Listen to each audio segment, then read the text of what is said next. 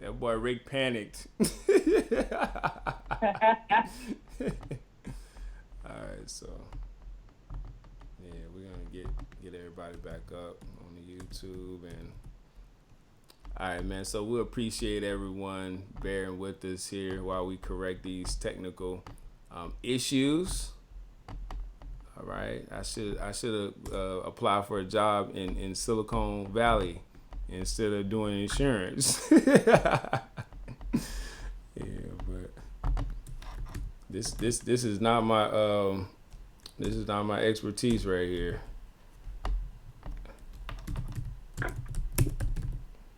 All right, so we are going back to YouTube and get that back up so we can see the comments and everything.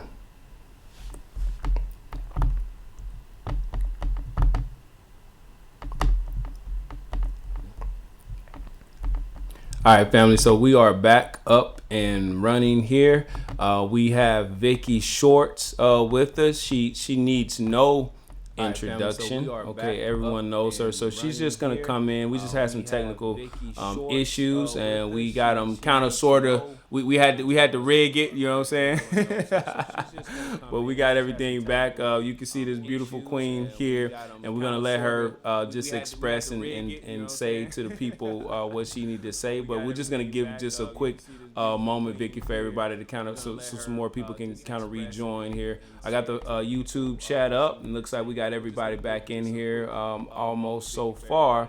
And then we just gonna get the people from Facebook. We're gonna get that chat up so we can kind of get those hellos, and then we'll get Kevin back in here so we can get this thing smoking. All right.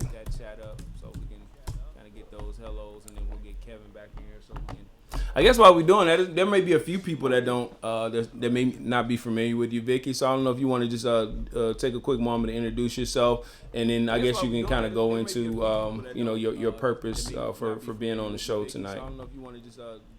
Okay. Well, I would like to say good evening to everybody, family, peace queens, peace kings. And basically this segment, I'm Vicki Short, and I'm just a follower just like you. And when I listened to Kevin come out on the platform and was expressing, sharing with us, what he's going through, and after having his stomach removed and everything, I just felt as part of the family, sometimes we have to step out and have a voice and, to get the others going and really understand how we need to support Kevin at this time. And so this segment, we're just basically going to be talking about how we can help Kevin Wesley. And the thing about it is that from my own experience, when I was leaving the church, the religious sector, it was a very lonely journey. And somebody told me about Kevin being online and sharing his story about leaving religion. And I know how lonely of a journey that was for me and all of the mental things that I was going through, because when you decide to tell people you don't believe in the Jesus story and the Bible and all of the stuff that you've been doing for all your life, that journey becomes very lonely because people leave you.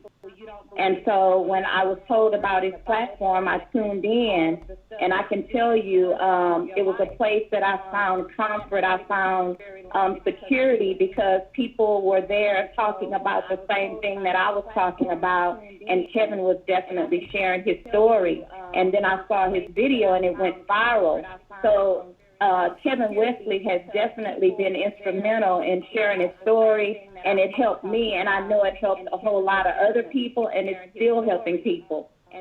Some may be hiding because they don't want to be seen and known by their family because of what they may lose, but, the platform is needed. So now that Kevin is in a predicament and really need our help, I'm trying to see what we can do consistently to help him. And one of the things that I decided to do was to see if we could basically come together as a family and those that are basically on this platform and support Kevin with a $2 donation consistently, each and every month, which is not much. We throw away $2. I know myself, I can throw away $2 a day and never even think about it. But now we have Kevin who needs us.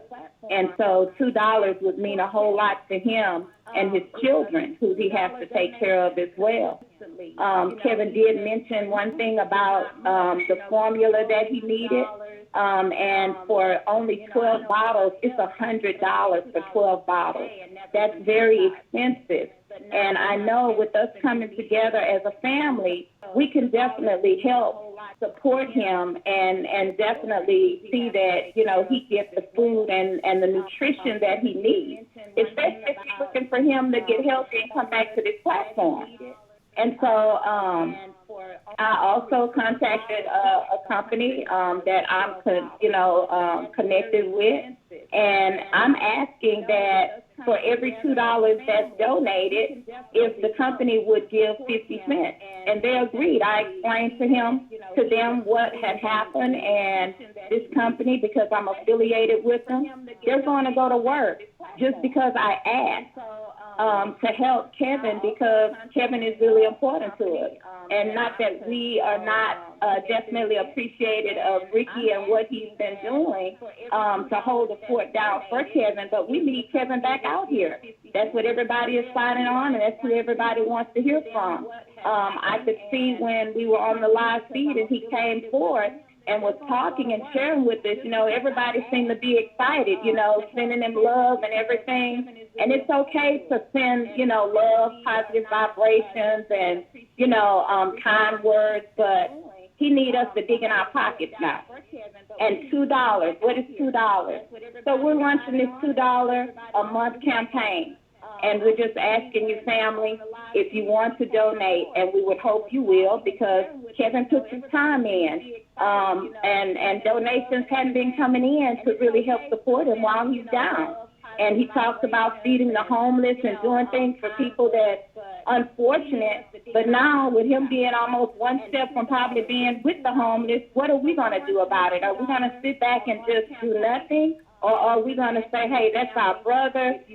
He's definitely doing all he can to help us, so now we're going to do what we can to help him. So if you may be asking how you can donate that $2 consistently each month, one of the ways you could do that is connecting to his Patreon at www.patreon.com/Kevin Wesley. You can connect there, and that $2 a month will be drafted directly from your account. That's one of the easiest ways if you don't want to, can't remember to do it each and every month. Or if you definitely don't want to take that route, which is the best route, then we also have a PayPal. And you can go to paypal.me/Kevin Wesley 1. And each month you can send your $2 there, and it will definitely help Kevin. Another thing, when you do your donations, we will definitely track the number of people that have given, so that FSJS Incorporated will match that each month, 50 cents per $2 that's donated. Now, if you want to give more, that's fine. It's up to you. But all we're asking is $2 consistently each month to Kevin Wesley. This will help him, again, with formula. He has children himself that he has to take care of. And we definitely want to let Kevin know that we don't just love by words, but we love in action. So let's get the action together. There's also a GoFundMe account that you can contribute to, www.gofundme.com/help detect stomach cancer. There's a GoFundMe as well. So, family, all I'm saying is that let's put our actions to work because, as we know, Kevin is passionate about helping, people that are less fortunate and being able to make a difference, that we be the evolution, we be the change that we want to see.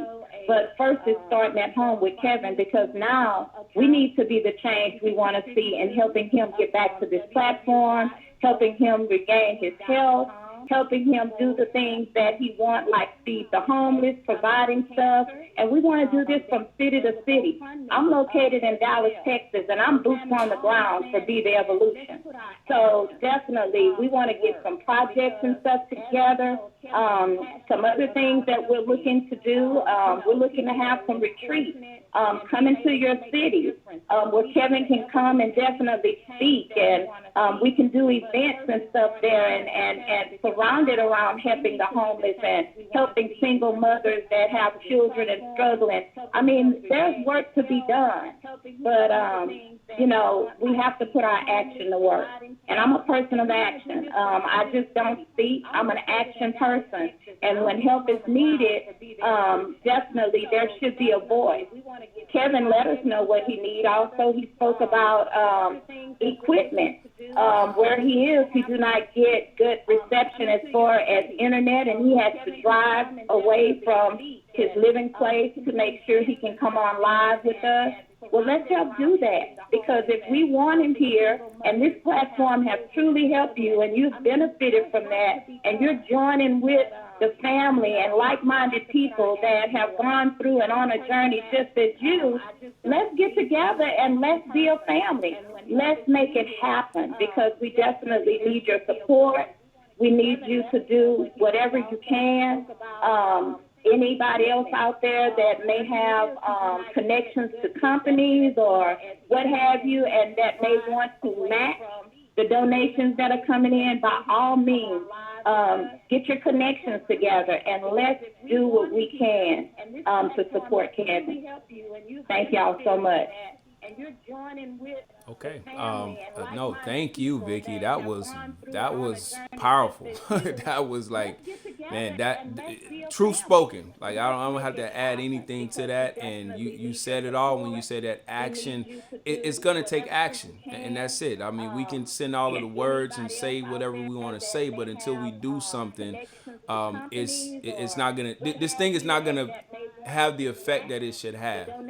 So it comes a time where I want to see the day when our views are not abnormal, but they're the norm. You see what I'm saying? Like when you talk to someone and they tell you, oh, that they are a free thinker or an atheist, whatever you want to call it, they don't subscribe to religion. That's normal. It's not abnormal. So if we're ever gonna get to that or get closer to that, then we definitely have to take action, and we definitely got to get our great minds like Kevin back up, and again, so definitely want to have that brother back. So thank you for that.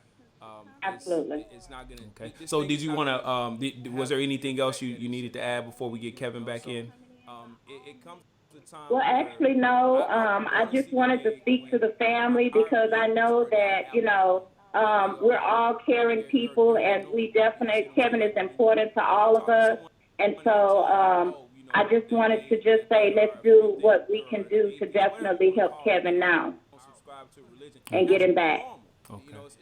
Okay. All right. Well, thanks again, Queen, and we're gonna let you go. We're gonna get Kevin back in here, but we definitely gonna dig into those pockets tonight and get those donations back rolling as the show goes forth. Okay. All right. Thank you so much. All right. We'll talk to you soon. Okay. All right. All right. So, did you want to? Was there anything else you needed to add before we get Kevin back in? Give me a moment to get our guy back in here. No, I just wanted to speak to the family because I know that we're all caring people, and we definitely, Kevin is important to all of us, and so I just wanted to just say, let's do what we can do and get him back. Hey there, brother. Can you hear me? Hold on, Kev. Can you hear me, bro? Yes, I can hear you. Man, what we having audio issues again? Give me a second. Can you hear me, bro? Yeah, I can hear you. No, Yes, no, I can hear you. no. Hey, okay. Try to call back in on the link, okay? That I sent to you. All right.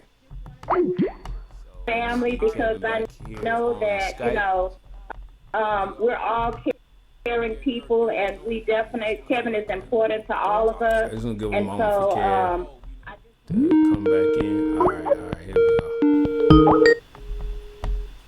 Yo, Kev, can you hear me? Yeah, I can hear you. Can you hear me? No, no, hold on, Kev. Let me go to the audio, man, and see if it's a speaker problem over here, bro. Skype is just acting crazy tonight, man.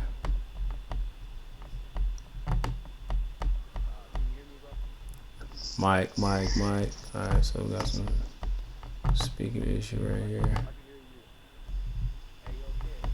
Kev, can you hear me now? I can hear you. Can you hear me? Yeah, I can hear you. All right, so we good. All right, so can somebody in the chat confirm that you can hear Kevin? Let me know, family. Let me know if you can hear me loud and clear. I hope everyone is doing well. Just let me know if you guys can hear me. Okay, Claudia. Okay, they said they hear us Yeah, both now. okay, Peace to good, you all. good. Peace, Angela. Peace, Shandell. Peace, Janice. Hello, Riri High. Thank you so much for the donation. Listen, I know you guys are asking about Cash App. I have no idea what's going on with Cash App. One day I just checked it, and it said my account was closed. I can't reach these people. I only have access to the funds that have been donated, but they won't let anyone else donate. I have no idea, y'all. There's no number to call these people. Apparently, it's through Square, but I've emailed them. They won't email me back. I have no idea. I have no idea. So until that's fixed, I don't think I can even open a Cash App account. So unless you got any one of you guys have any information on that, shoot that to me if you do. That'll be great. But unfortunately, guys, I cannot accept Cash App donations right now. I know that makes it more inconvenient for you guys, and I need you guys' help. So I know it's more convenient. But if there's another way you guys can donate or support, please do that. I don't know if Patreon gives you guys several options, and if PayPal gives you some that Patreon doesn't. And I also have, of course, GoFundMe. So I try to make it accessible to all of you, if not most. But unfortunately, I don't have the Cash App. I wanted to say, Ricky, when you guys were talking, I think one of you had the volume of the actual YouTube on, and therefore there was an echo. I think it was coming through on her phone. From me Oh, from okay. when I spoke, I think it was coming through back from she was getting some feedback. Oh, okay, cool. But Okay. I think we're fine now. Yeah, I think I figured out what was wrong with the speaker issue, so I think we're good now. But yeah, man, just go ahead and dig into it, man. If people want to hear from you, man, they don't want to hear from me, bro. They've been hearing me for the last couple months. Listen, brother, I'd be glad to. I love my people, man. So what's up, Black Ghost? Ashe, I see you. Brenda, Jameson, hello, family. Bird Third, I see you. What it do? Frankie D. I. So yeah, thank you, Frankie D. I saw that too. Absolutely. Let's see, can you get the Patreon, the YouTube funds to you? Absolutely, Shondell, if that's what you're asking, or you, or think, are you? I don't know what's going on with that. But thank you very much, Janice Myers, for the donation. As I always say, actions speak louder than words. I truly do appreciate you guys' support. I do need it, and so it warms my heart to see people like Vicki and Claudia and Vanessa and yourself, Ricky. So many people, of course, Josh, who's came along and saw the efforts that I'm trying to put forth, and really said, man, this guy does need help and support, and came alongside with their action. I just really strongly appreciate that, and so I can't say it any better than Vicki said it. So I just appreciate Vicki and her contribution to what we're doing. With that being said, guys, we're gonna try to get into this topic and just get into this conversation, because Ricky, you were talking about this a couple of weeks ago, the last actual show you did, and you had gotten to talking about some of the things with your marriage and how it kind of lingered on, past the point of when it should probably, and things happened that you probably regret.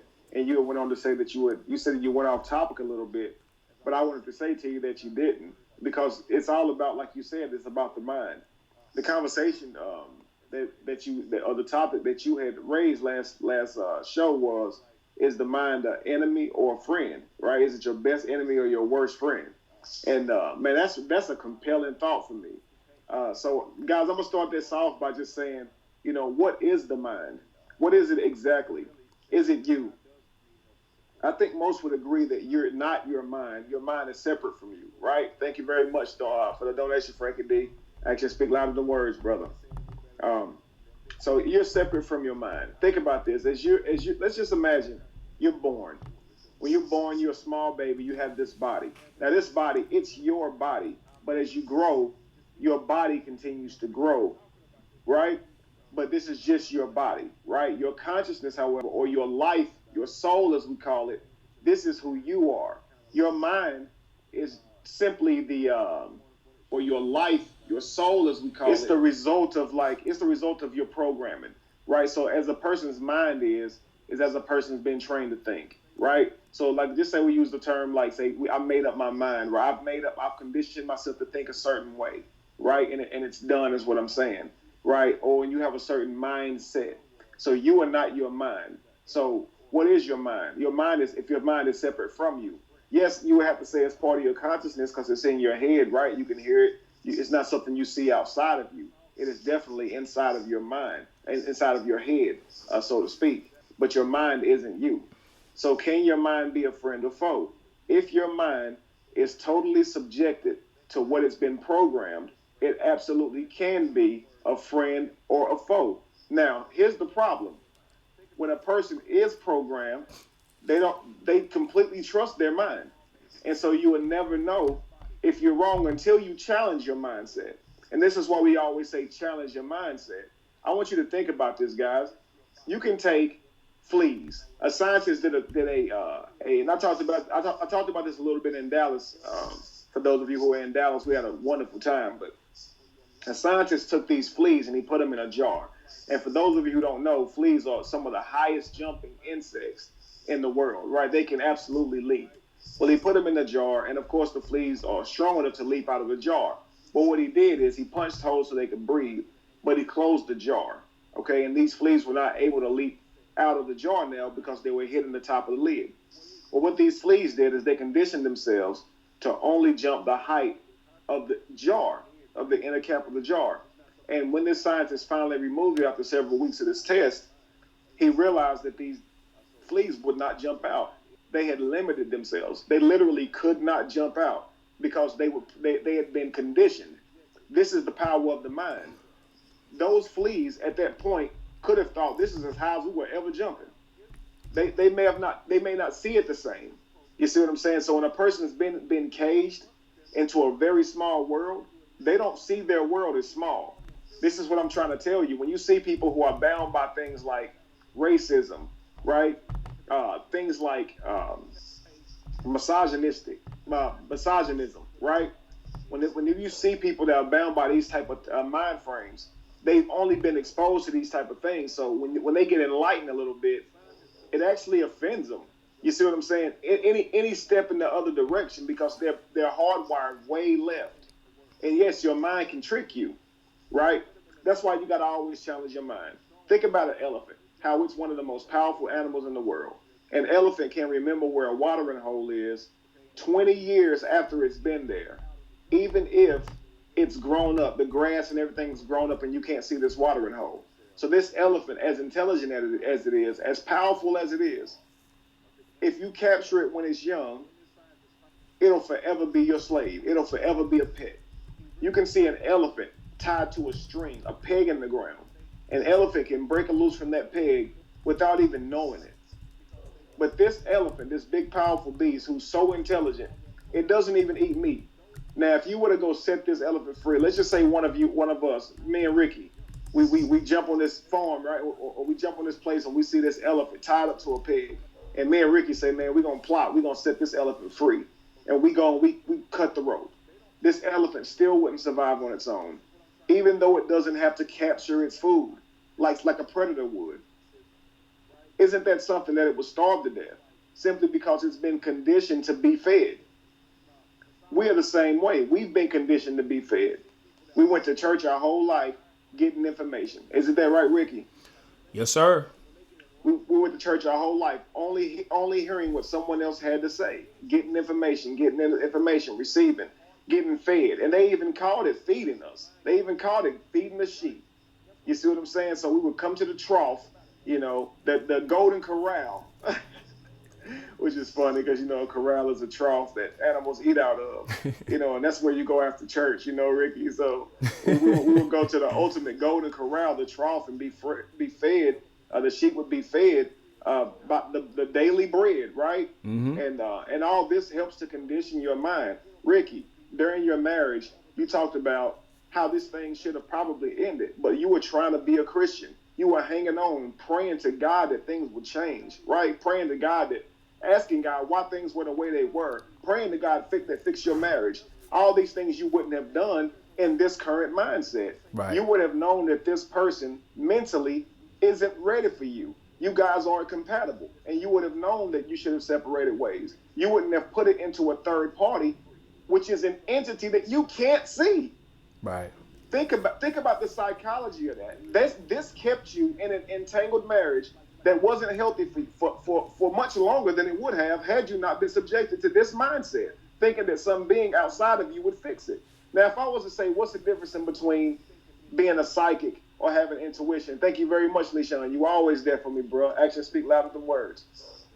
The difference in between psychic and intuition. Now, let's take psychic. Psychic is someone who, let's just say, and most people understand that psychic isn't such a spooky word, but for those, if you're going to make the word psychic spooky, let's just say someone who proclaims themselves as having a supernatural ability to see into the future or move objects, right? This is a psychic, a person who claims to have these things. Now, having a psychic ability is more known as really intuition. But what is intuition?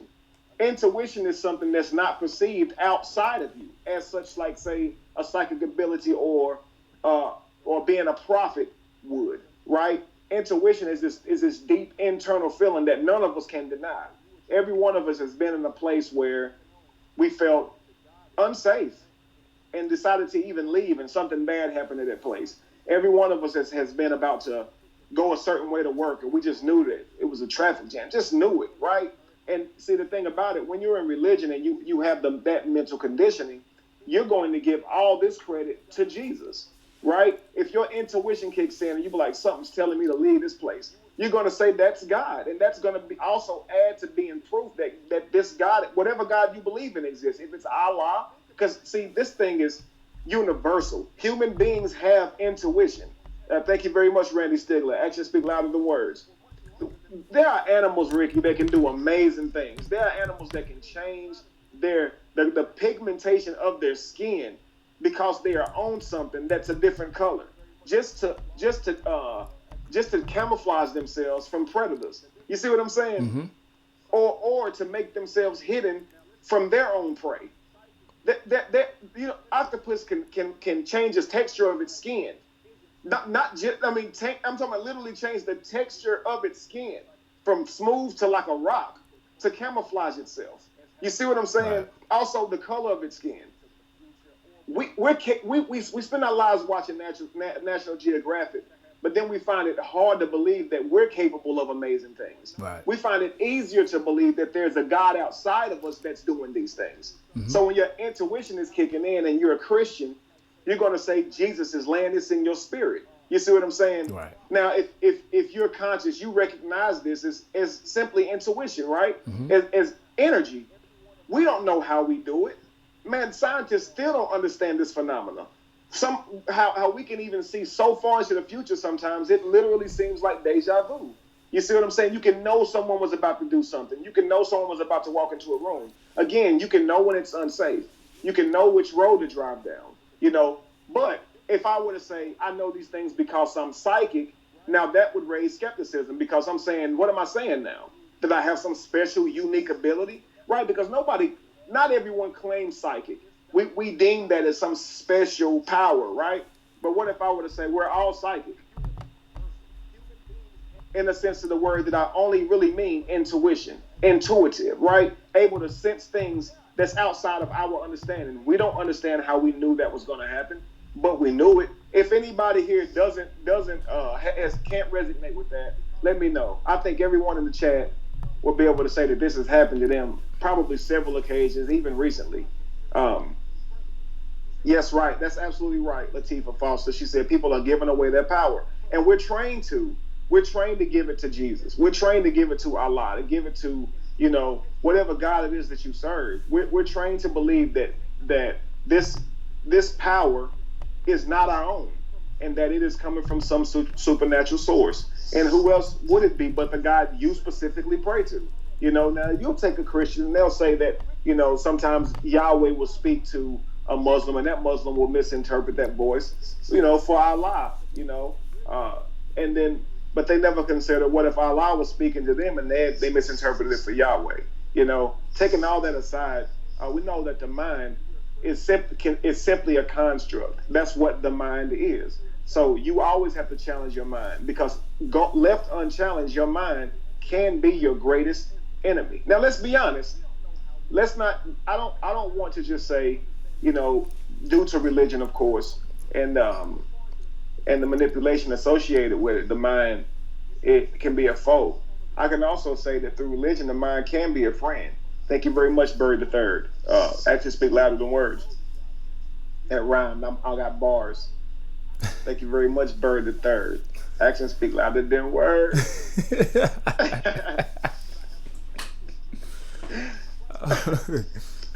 No, man.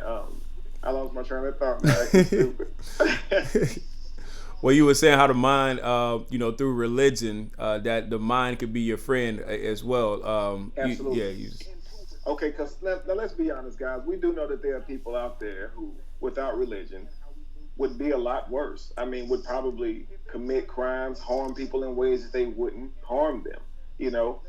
Which is why you have a lot of people who be like, "What you gonna do? Just go start killing people or robbing people?" Now, there's something in a lot of people's minds that only their religion is what's holding them back. Even if it's just from being promiscuous, and these is not obviously not a crime, right? You could want to be sexually active, and that's a personal thing, but you would deem that as sinful, right? And you would deem that as not womanly if you've been in a misogynistic world, because women are taught in a misogynistic world that if you have sex too many times, then you're a whore.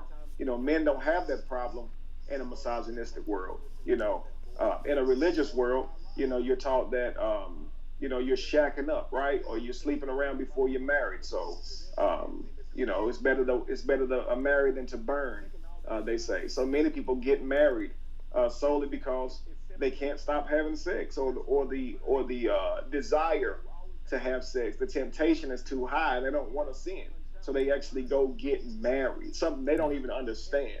They don't even I didn't understand what marriage was before they ready. I went and got married. You understand what I'm saying? Yeah. And I'm saying, don't even know what marriage is. Young kids. I'm 18 years old, 19 years old, trying to go get married. What am I talking about? You see what I'm saying? Mm-hmm. Call myself getting married, and I'm talking about none of my pastors, none of the deacons, none of the people I looked up to sit me down and talk to me. Like, they didn't say, brother, you sure you want to go get married? Like, listen, I know y'all have a child, right? I know y'all have a child. But are you really sure you want to? Do you understand what marriage really is? I didn't understand, man. You see what I'm saying? Mm-hmm. Yeah. So you were still a child, man. Both of y'all. Absolutely, both of us were. Yeah. Right. Yeah. And Jamie will tell you the same thing, man. It's we both was kids, man. Like, didn't know no better, bro. Trying to do what we thought were right based on the religion that we were in. Yep. You know what I mean? And now based on the culture, I would say as well, you think that, to be a father, it's better to be married. But we know now paperwork to justify a relationship to your government has nothing to do with you being a father or not. That's silly. But the thinking back then is, you ain't gonna marry this woman, you ain't gonna be a good man, right. Because your culture can do the same thing to your mind. You see what I'm saying? But let's just say, religion can cause you to do certain things um, for the good that you wouldn't do if you weren't bound by religion. Some people would never help a soul, but they really believe that Jesus going press it down, shake it together, and run it over for them. And that's literally the only reason that they give. Yeah. For instance, man, you can see a lot of people who in church, in religion, they were some of the biggest givers. Some of the biggest givers. Freed from religion, they'll tell you straight up, I ain't giving nobody else a dime, and won't care. Me personally, I just really loved helping people. Right. I guess if Jesus was gonna give something back to me, that would just be a byproduct. I wanted to help people because they needed help. It wasn't about. I never really cared if I see you got a need. The last thing I think is how it's gonna come back to me. Like if I got food and you don't, you see what I'm saying? Why is my mind thinking that way? You see what I'm saying? But this is kind of the aim that they take you through when you're in religion, giving it to be given back, pressed down, shaken together, and running over.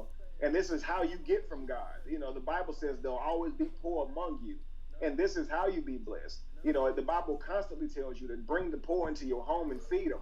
And the Lord will bless you for this. You see what I'm saying? Mm-hmm.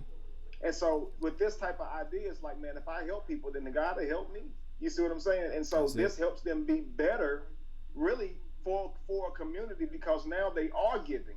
You see what I'm saying? Yeah. So I don't want to say that, religion is all bad, but I can say that, of course, religion has its bad.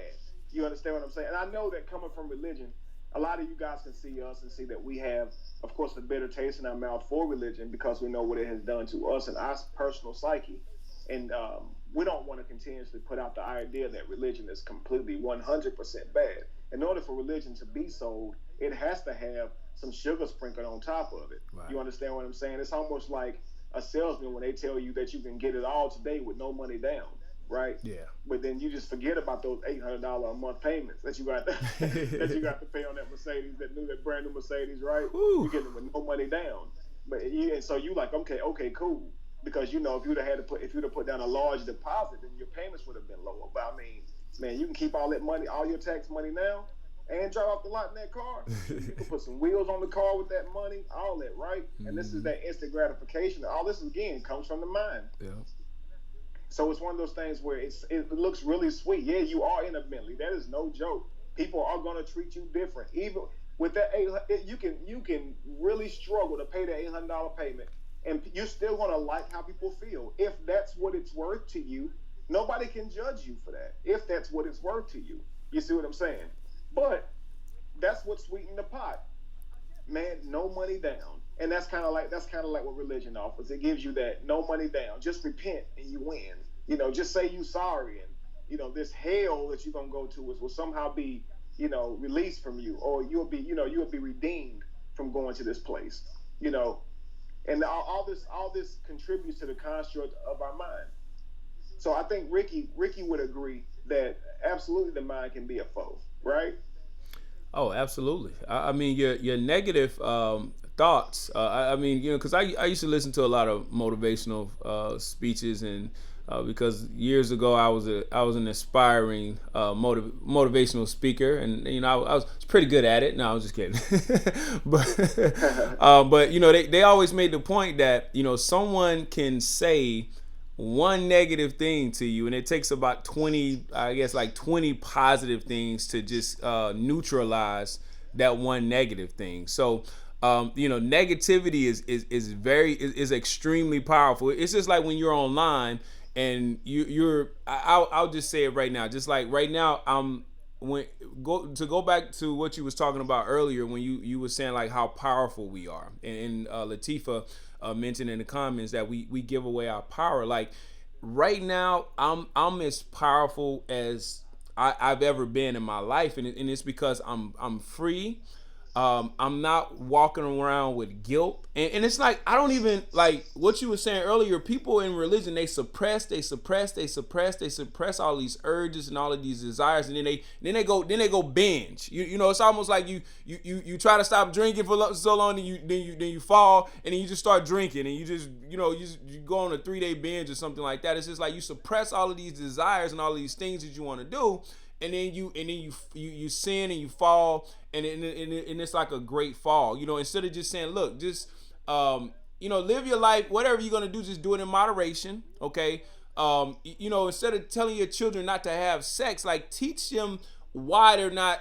Instead of educating them on sex and saying, look, you don't want to have a child because you're poor, you want to raise your child in poverty. You don't have just have them take a hard look at their circumstances, and then that in their own mind that might prevent them from actually having a child. But when you just tell them, look, don't have sex because God said don't fornicate. You see what I'm saying? Like, that's not giving them anything tangible or any like real life application to the consequences of having sex. You see what I'm saying? So it's not just the STDs and the diseases that you can contract from it, but it's like, okay, now you're gonna bring a life into this world. Your life, you're trying to establish your own self in this world. Now you're gonna make your situation that's already pretty difficult even more difficult, because now you have a child to take care of, along with all of the other things that you have to do in your life. You know what I'm saying? School, work, and these things. So that's just going to make it even more difficult for you. So instead of putting it to them like that, we just say, don't have sex because God don't want you to have sex, okay? But back to my point about, the mind and negativity being so powerful. Okay, like you can be online and you see all the good comments coming in, like, man, I like this guy, man, I like what you said. And then that one person, that one troll put something negative in there, and you read it. Like, with me, it doesn't bother me because I'm strong enough to handle it. But for someone who is not, if their mind is not equipped to be able to handle that negativity and keep going, that one negative comment can pretty much like destroy them. You see what I'm saying? So negativity is very powerful. Your mind is very powerful. Like you say, it could be your best friend, but it could also be your worst enemy. It just depends on how you think and how you respond to things. That's absolutely true. And I mean, that was just the first way, Ricky. Um, Obviously, your actions are or your actions display your mind, right? Your actions are projection of your mind, right? You can't act outside of your mind. As the mind thinketh, so is he, right? Or as a man thinketh, Right. so is he. If a person's mind is a certain way, they're not going to be able to rationalize outside of that frame of thought. And that's one of the things about a construct, and that's why we have to be so careful that we're not in someone else's matrix, thinking only according to their matrix. And I'm going to give you an example. If you, just a small one, if you were to go into some company to work, and they told you, you have to wear your hair this way, you have to wear this color shirt, right? Now, your own clothes, but they have to be this color. They have to be dark blue, light blue, white, or red, right? These have to be the colors, right? And you can only wear khaki pants, you can only wear blue pants or black pants. They all have to be dress slacks, no jeans, no denims are allowed, right? You can only wear brown or black dress shoes, no colored shoes, no blue tips, none of those Oxford type shoes, none of that stuff, right?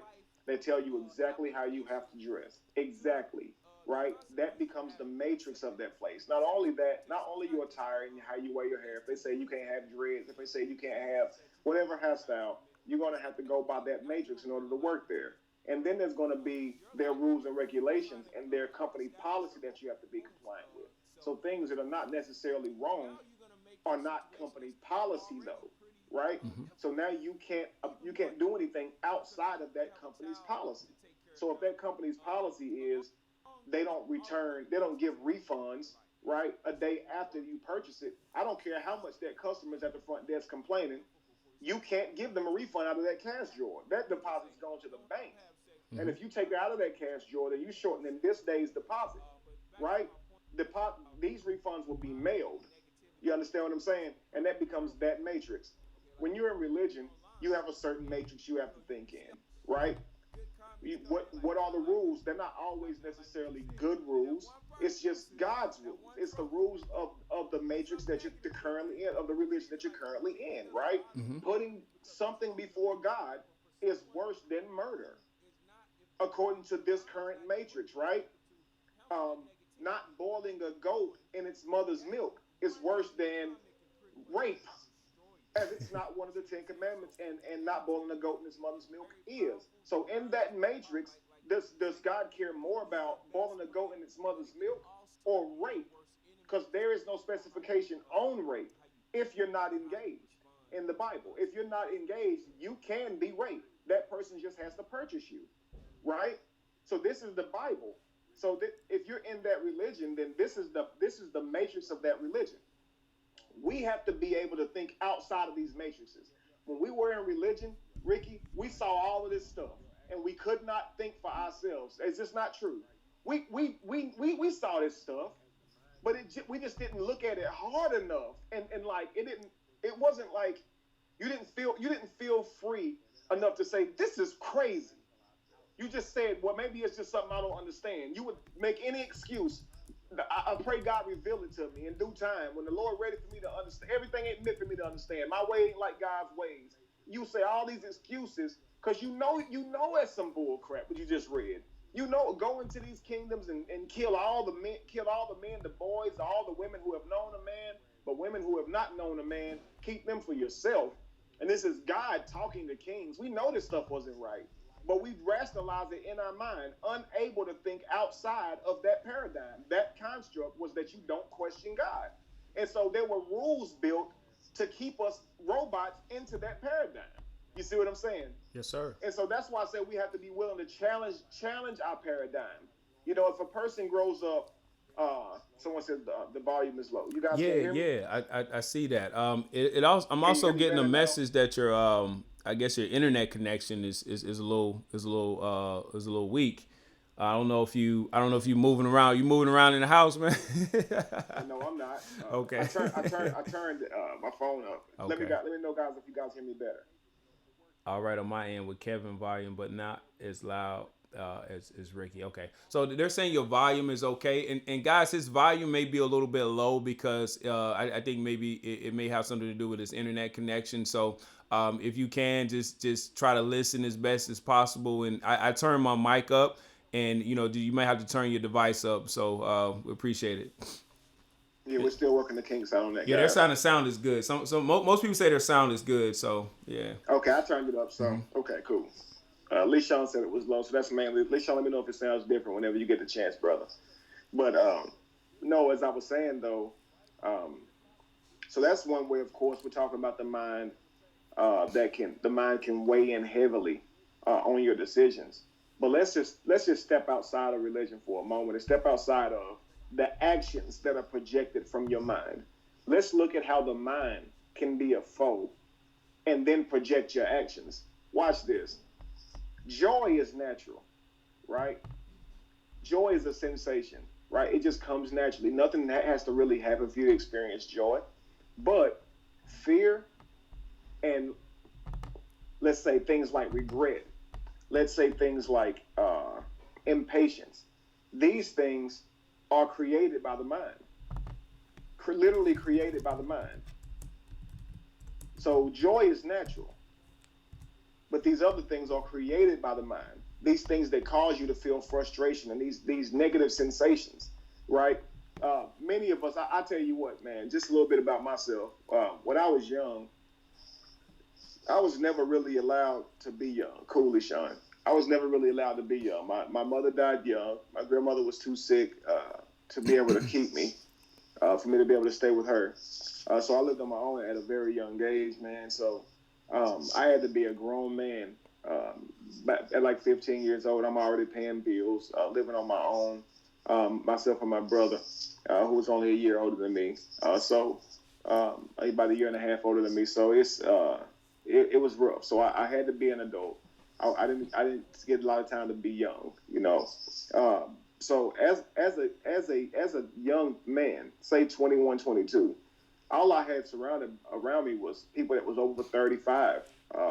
All of my closest like friends were a lot older than me, and they already had homes and houses and things like that. And I felt so behind. And this was all part of my mind.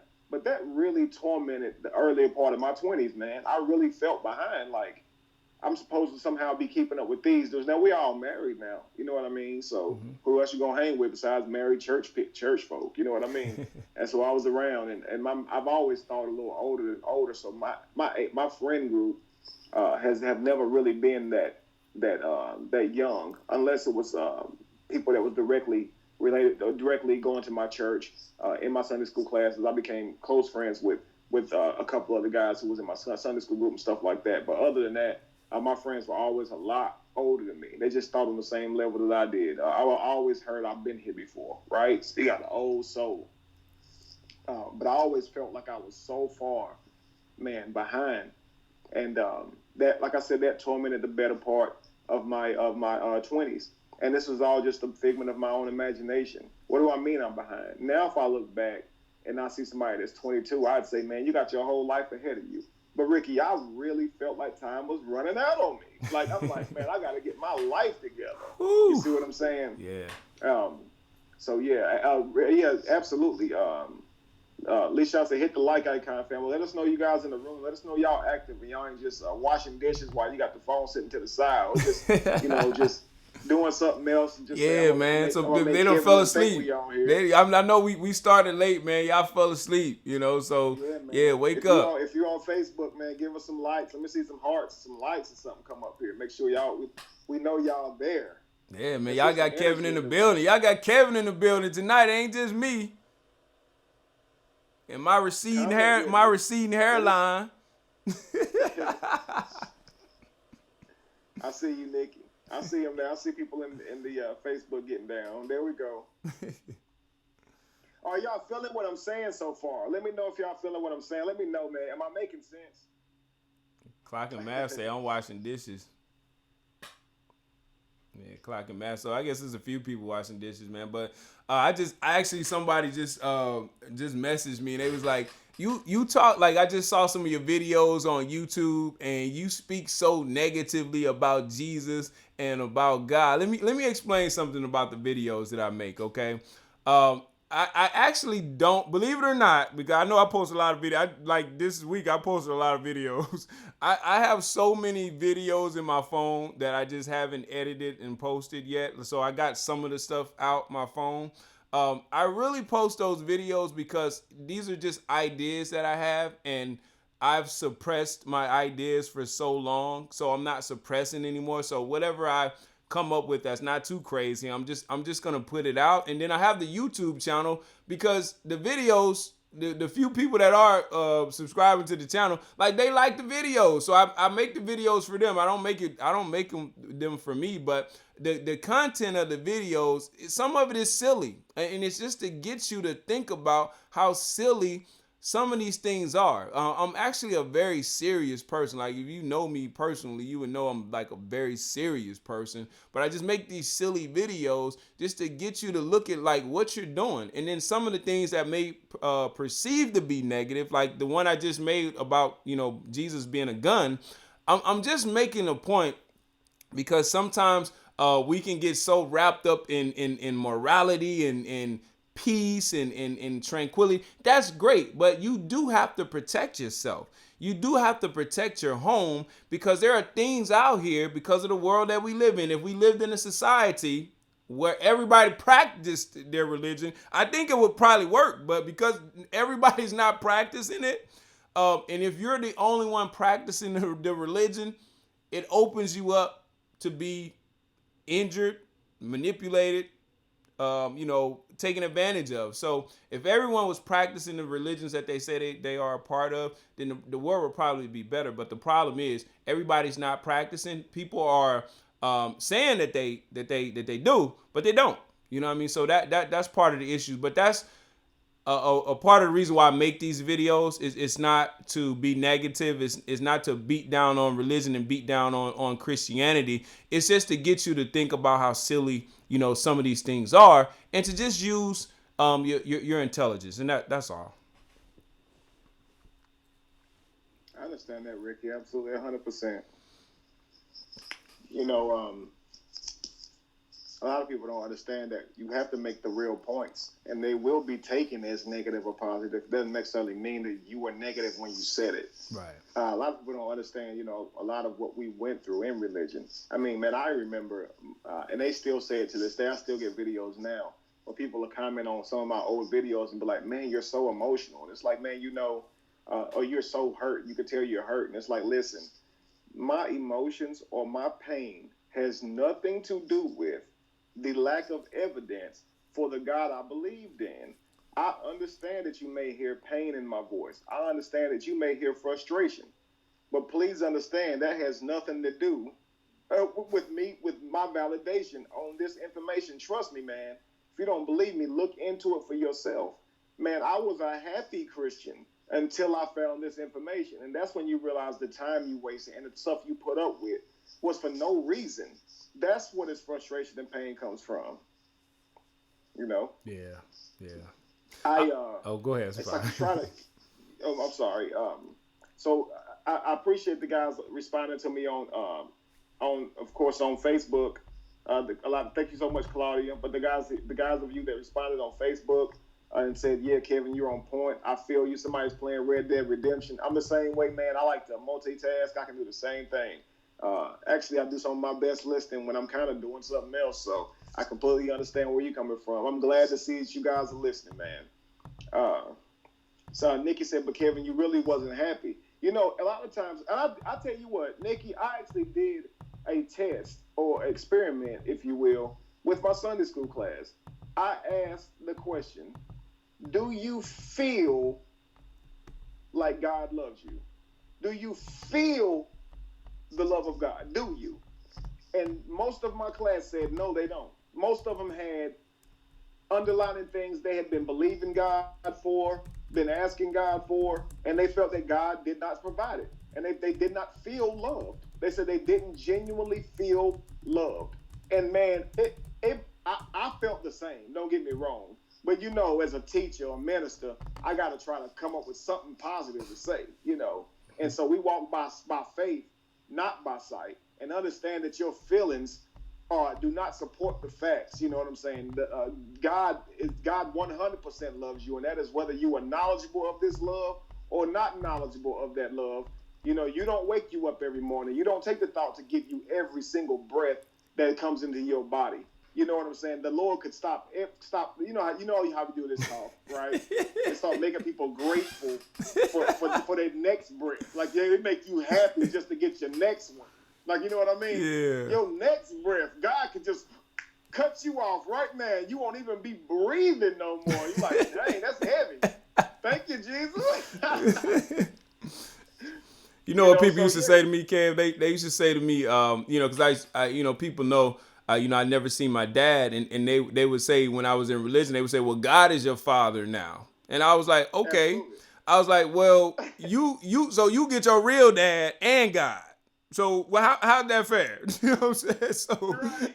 I'm like, you got your dad you can talk to. He gonna leave you some stuff when he pass away. Like he done raised you up, and you get dad, and you get God the Father, and you got your real dad. I just get God the Father. He don't never talk to me. I can't talk to him.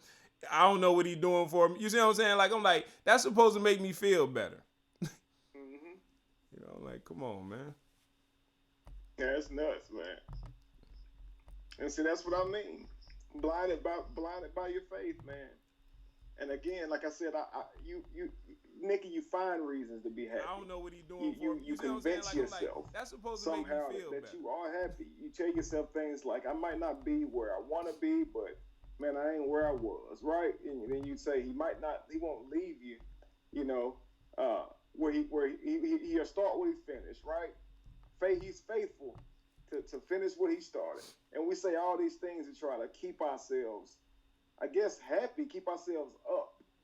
All the while, we're depressed. We have real deep feelings about this God and what he isn't doing and that he's not answering. You know, I used to try to tell myself, you know, Kevin, no is an answer. And so if you feel like God said no, then that is an answer. Don't take it like he didn't answer because he didn't do something for you, right? And I would say, well, he knows better than you, and maybe it wasn't wise for you to have this at this time. You're gonna try to convince yourself or whatever. But if you ask a young person, who's not good at brainwashing themselves, because they brainwash you. Then you get good at brainwashing yourself. See, this is how you get a grown adult who really believes that the Lord laid something on his heart. He ain't lying to you. Like every preacher out here who's preaching a word of God, they're not lying. They're not lying to say, I'm going to say to God gave me. No, they really think that.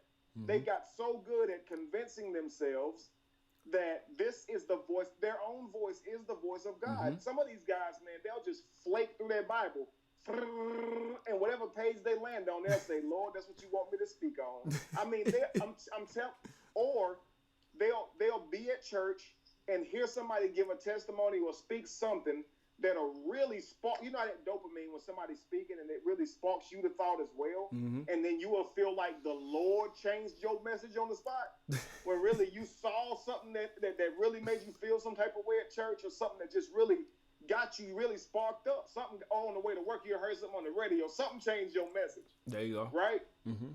And now you saying it was the Lord, and you strongly believe that. Like, man, I've been there. I know what it's like to when you so deep under this, and I call it possession because someone else has control of your mind. I'm not saying a demon has control of your mind, but someone else has control of your mind with this stuff they taught us, and that's what's got us acting out in these.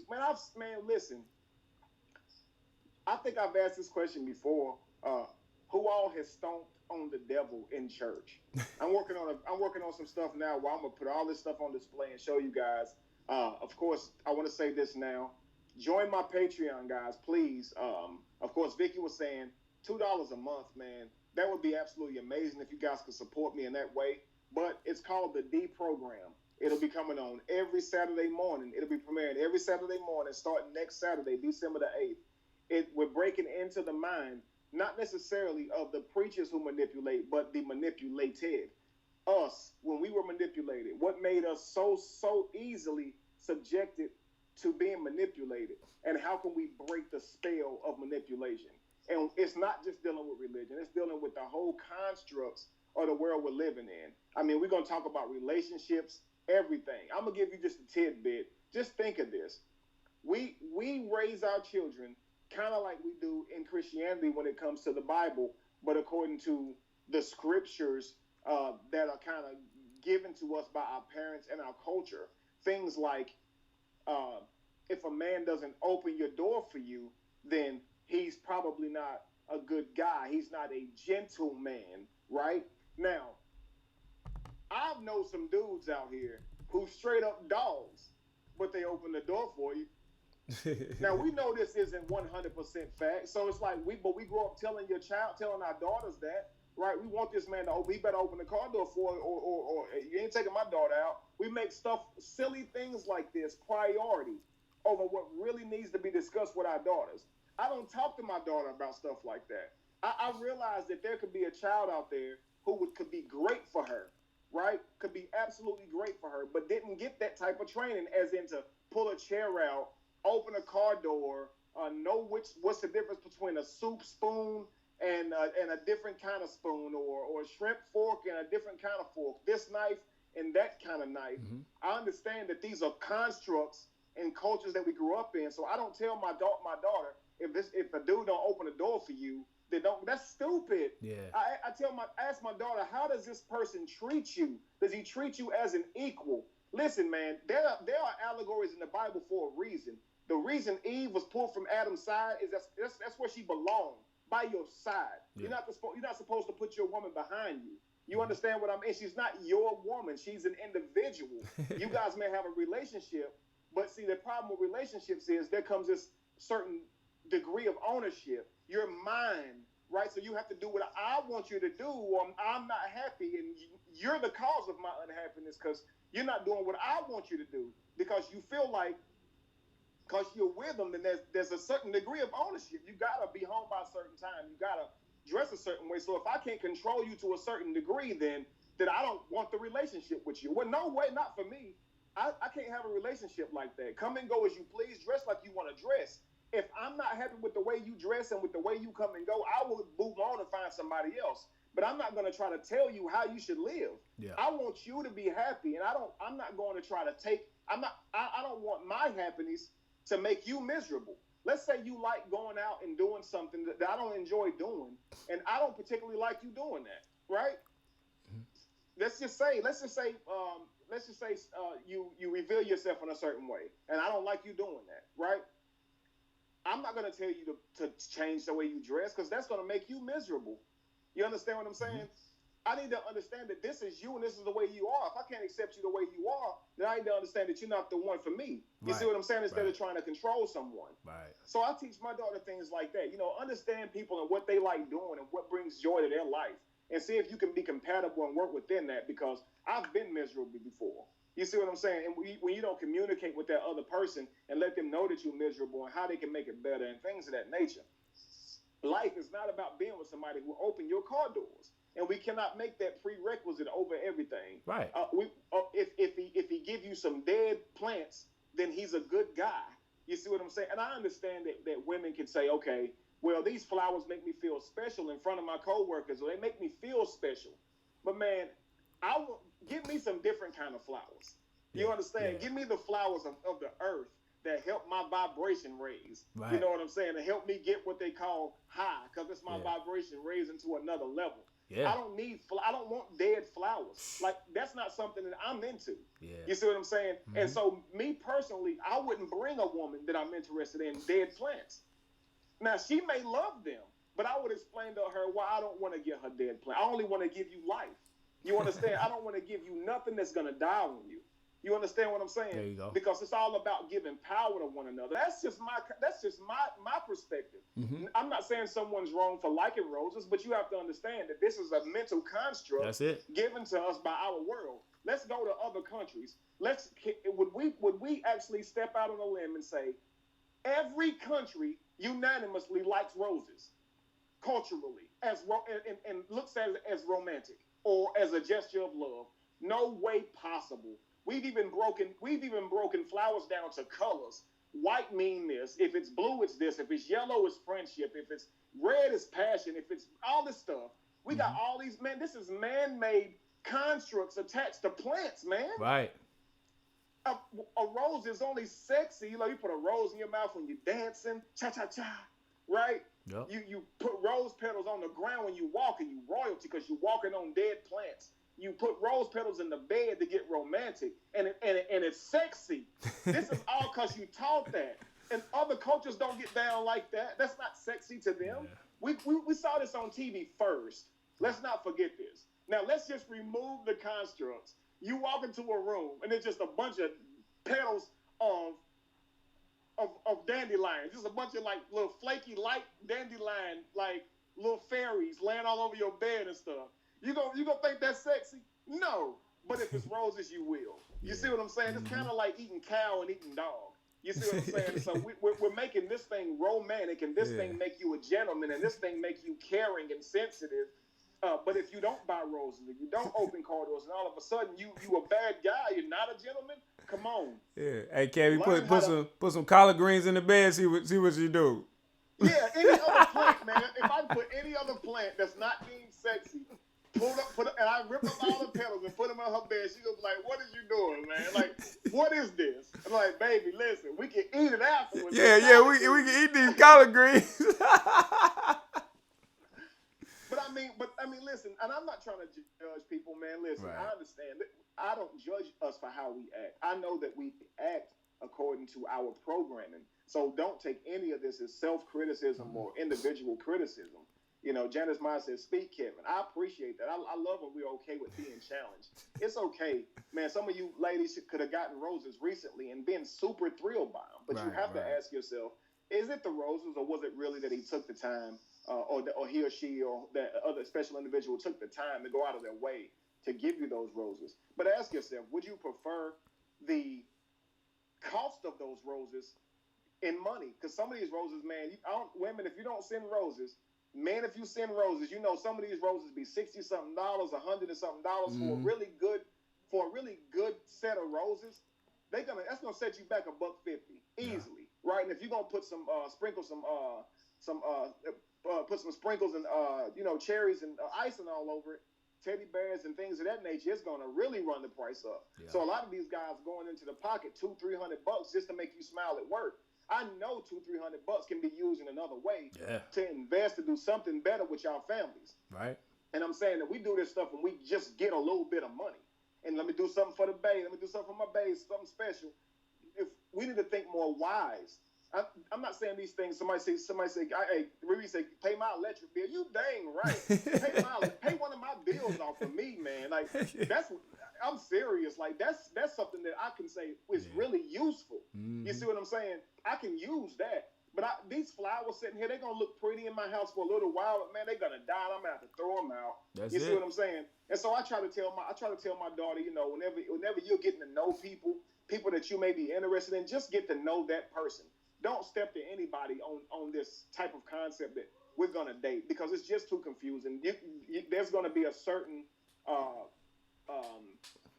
level of expectation that comes along with that thought. This is gonna be the person I'm talking to. Just get to know that person and see how it works out, man, and go from there. You see what I'm saying? And don't worry about if they do everything right according to, if they carry your books for you, because they may not think like that. When I was young, I didn't think like that. I wasn't raised like that. My daddy wasn't there for me. You see what I'm saying? He just wasn't there. Now he was good with women. You understand what I'm saying? He was smooth, but he didn't teach me that stuff. I mean, he had game. He wasn't a gentleman. You see what I'm saying? So I had game. I wasn't a gentleman. You see, I'm gonna mac you up now. I'll mac you up now. But I ain't gonna roll. I ain't gonna take my jacket off so you can rock a raw puddle. Like, I ain't gonna hit you with the LL and take off my jacket so you can walk a raw puddle. You know what I mean? Yeah. But I will treat you beautifully. I will make you happy because, I know how to treat someone. Right. Genuinely. But so I was always genuinely a good person, but I had no idea how to treat a woman according to this culture standards. When I first had realized that things wasn't going right in my current relationship that I had with Jamie, my children's mother, if you guys don't know her name, our current relationship, it just wasn't working, man. Her mother was just too involved in our relationship, and I could not see my daughter like I wanted to. I just couldn't. So here I am now, we're trying to get married. And when I first went to Jamie on this, Jamie was like, if you ain't got no ring, I ain't getting married. Now, this was Jamie's construct at that time. And here's what's crazy. I understood that. I went and got that ring, right? Because she told me what her requirement was, and I went and got that ring. But now, if you ask Jamie, she'll tell you that ring was silly to put that in the way of a person who was going to treat me good and be out here potentially still looking for somebody, and people still treating me badly and not being faithful to me and not being a good father to my child, and all these types of things. But that ring was prerequisite to her at that time. Yeah. We were 18, 19 years old. What you expect? You know what I'm saying? Beyonce got a song, "If You Like It, Put a Ring on It." Can you blame our younger generation, our current generation even? Because Beyonce is our time. Yeah. You know what I mean? So you can't blame us for the way that we think, but we have to challenge the way that we think and say, okay, because this seems to be the norm, does that mean it's correct? Because we're trying to be evolution. Mm-hmm. We're trying to be the change that we want to see. So we can't continue to go with the norm. I hate to use a scripture, but we're gonna be not conformed with the world, right? But we're gonna be transformed, right? We have to consistently challenge the norm. If we're not doing that, then we're not the evolution, and we're not being the change. If you're not gonna change, then how you gonna see change? That's not fair. You see what I'm saying? Right. If you don't change the way you see the world, I promise you the world won't change. That's the only way to change the world. It's for you to change. You can't do it any other way. So you have to be willing to challenge yourself and just realize, man, hey, this world can be ran a lot better, or this world can possibly be a lot better, more community-wise, if we just change the way that we program our children to think about treating each other and things of that nature. What were you going to say, Ricky? Well, I was gonna say, man, it's all about show, man. Like when she wanted you to put a ring on it, bro, it was because when she go to tell someone that you propose to her, they gonna ask to see the ring. You see what I'm saying? Like it's all is like you say, it's all programming. And then the preacher, man, you can say that scripture, man, when it says, by the renewing, you're transformed by the renewing of your mind, because that's just a fundamental fact. That's the fundamental law. So you have to change your mind. You have to renew your mind. You have to do away with all of this nonsense that we've been taught to believe in. Like you say, you can have a totally good man. Like the dude that put the 2-3 carats on your finger, he might be the dude that's gonna smack you around, cheat with your best friend. You see what I'm saying? He might be the dude, he give y'all the material stuff, but you don't get anything else. You see what I'm saying? You live in absolute misery. Look, let's go into the mind of that person for a second, Ricky. That person who purchases you those high dollar items, they may see that as a form of ownership. The nicer the stuff they buy you, they may start to tell you ain't nothing without them. Look at what I got you. Man, you ever see Enough with Jennifer Lopez? That right there was a prime example of these type of relationships, how he was like, yeah, I'm going to cheat on you. And he going to slap her around the room too, because he put her in the mansion. He feel like, man, well, how can you even complain? Thank you very much, Markel Starks. And I was going to say this before you get started back, Ricky. Sutek Hiru. You said Mike Jack told you to start with the man in the mirror. That is one of my favorite songs simply because of the lyrics. When I was a child, I didn't listen to those lyrics, man. But when I got older, man, those lyrics resonated with me. I'm starting with the man in the mirror, and I'm asking him to change his ways. You don't understand how powerful that is. And we talked about this on the show before. That's bars. Right, Ricky? That's bars. I'm starting with the man in the mirror, and I'm asking him to change, because we always love to ask somebody else to change their ways. But ask you to change. You ever think about that? Mm-hmm. Yep. Go ahead, one of my favorite ones, man, is a song by Neo called "What's the Matter." Okay.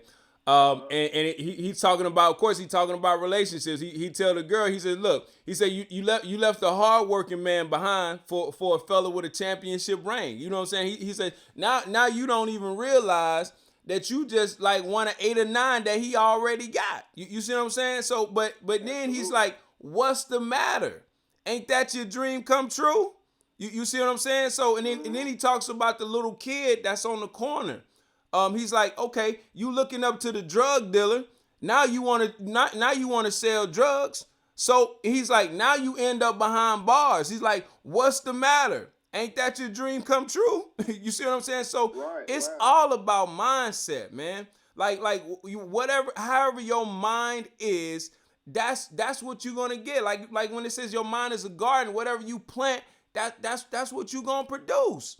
You know, if you plant orange seeds, apple seeds, that's what's gonna come up. So if you plant poison in your mind, that's what's gonna be produced. That's what's gonna be manifest. So those thoughts are gonna be extremely powerful. But let's take a quick step back to. I was just thinking about this the other day, and I'm gonna talk real quick about the people's relationship with this God character, right? Like when you was talking earlier, how you was saying like when you struggling, when you going through it, you brainwashed yourself into talking yourself back into believing whatever it is you got to believe, and that's what's so unique about religion, because you're gonna make it mean whatever it needs to mean to you in that moment. You see what I'm saying? So that's why when they say you are God, that's why that makes so much sense to me, that you are God.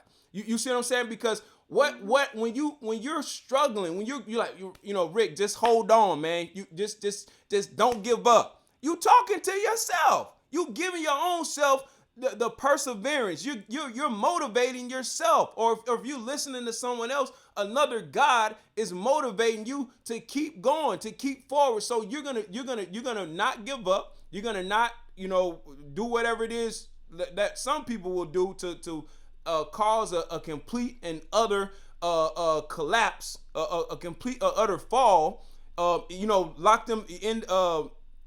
Put them in jail or end up getting them killed. So you keep struggling with that low paying job. You keep trying to persevere until things get better. That you are God. You see what I'm saying? But when you are in a state, a mental state where you feel like you're powerless, you can't do anything. You need someone to help you, and you just defeated and you're down. you are God, because you're continuing it to allow yourself to be in that position, to be in that mental state to where you ain't gonna be able to do nothing. So I don't care what type of prayers or whatever you say. If you don't get out of that mindset, then there's nothing's gonna happen for you your whole entire life.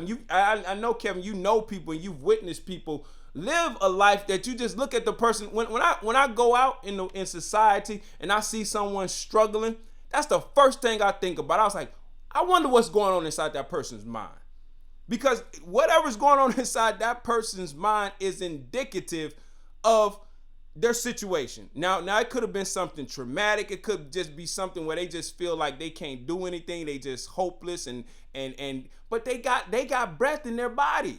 But they don't realize that they have the power to change their situation. So I always think about, I'm like, when I see a homeless man, when I see somebody like they just look like they broken, I'm like, I always think about what's going on inside that person's mind.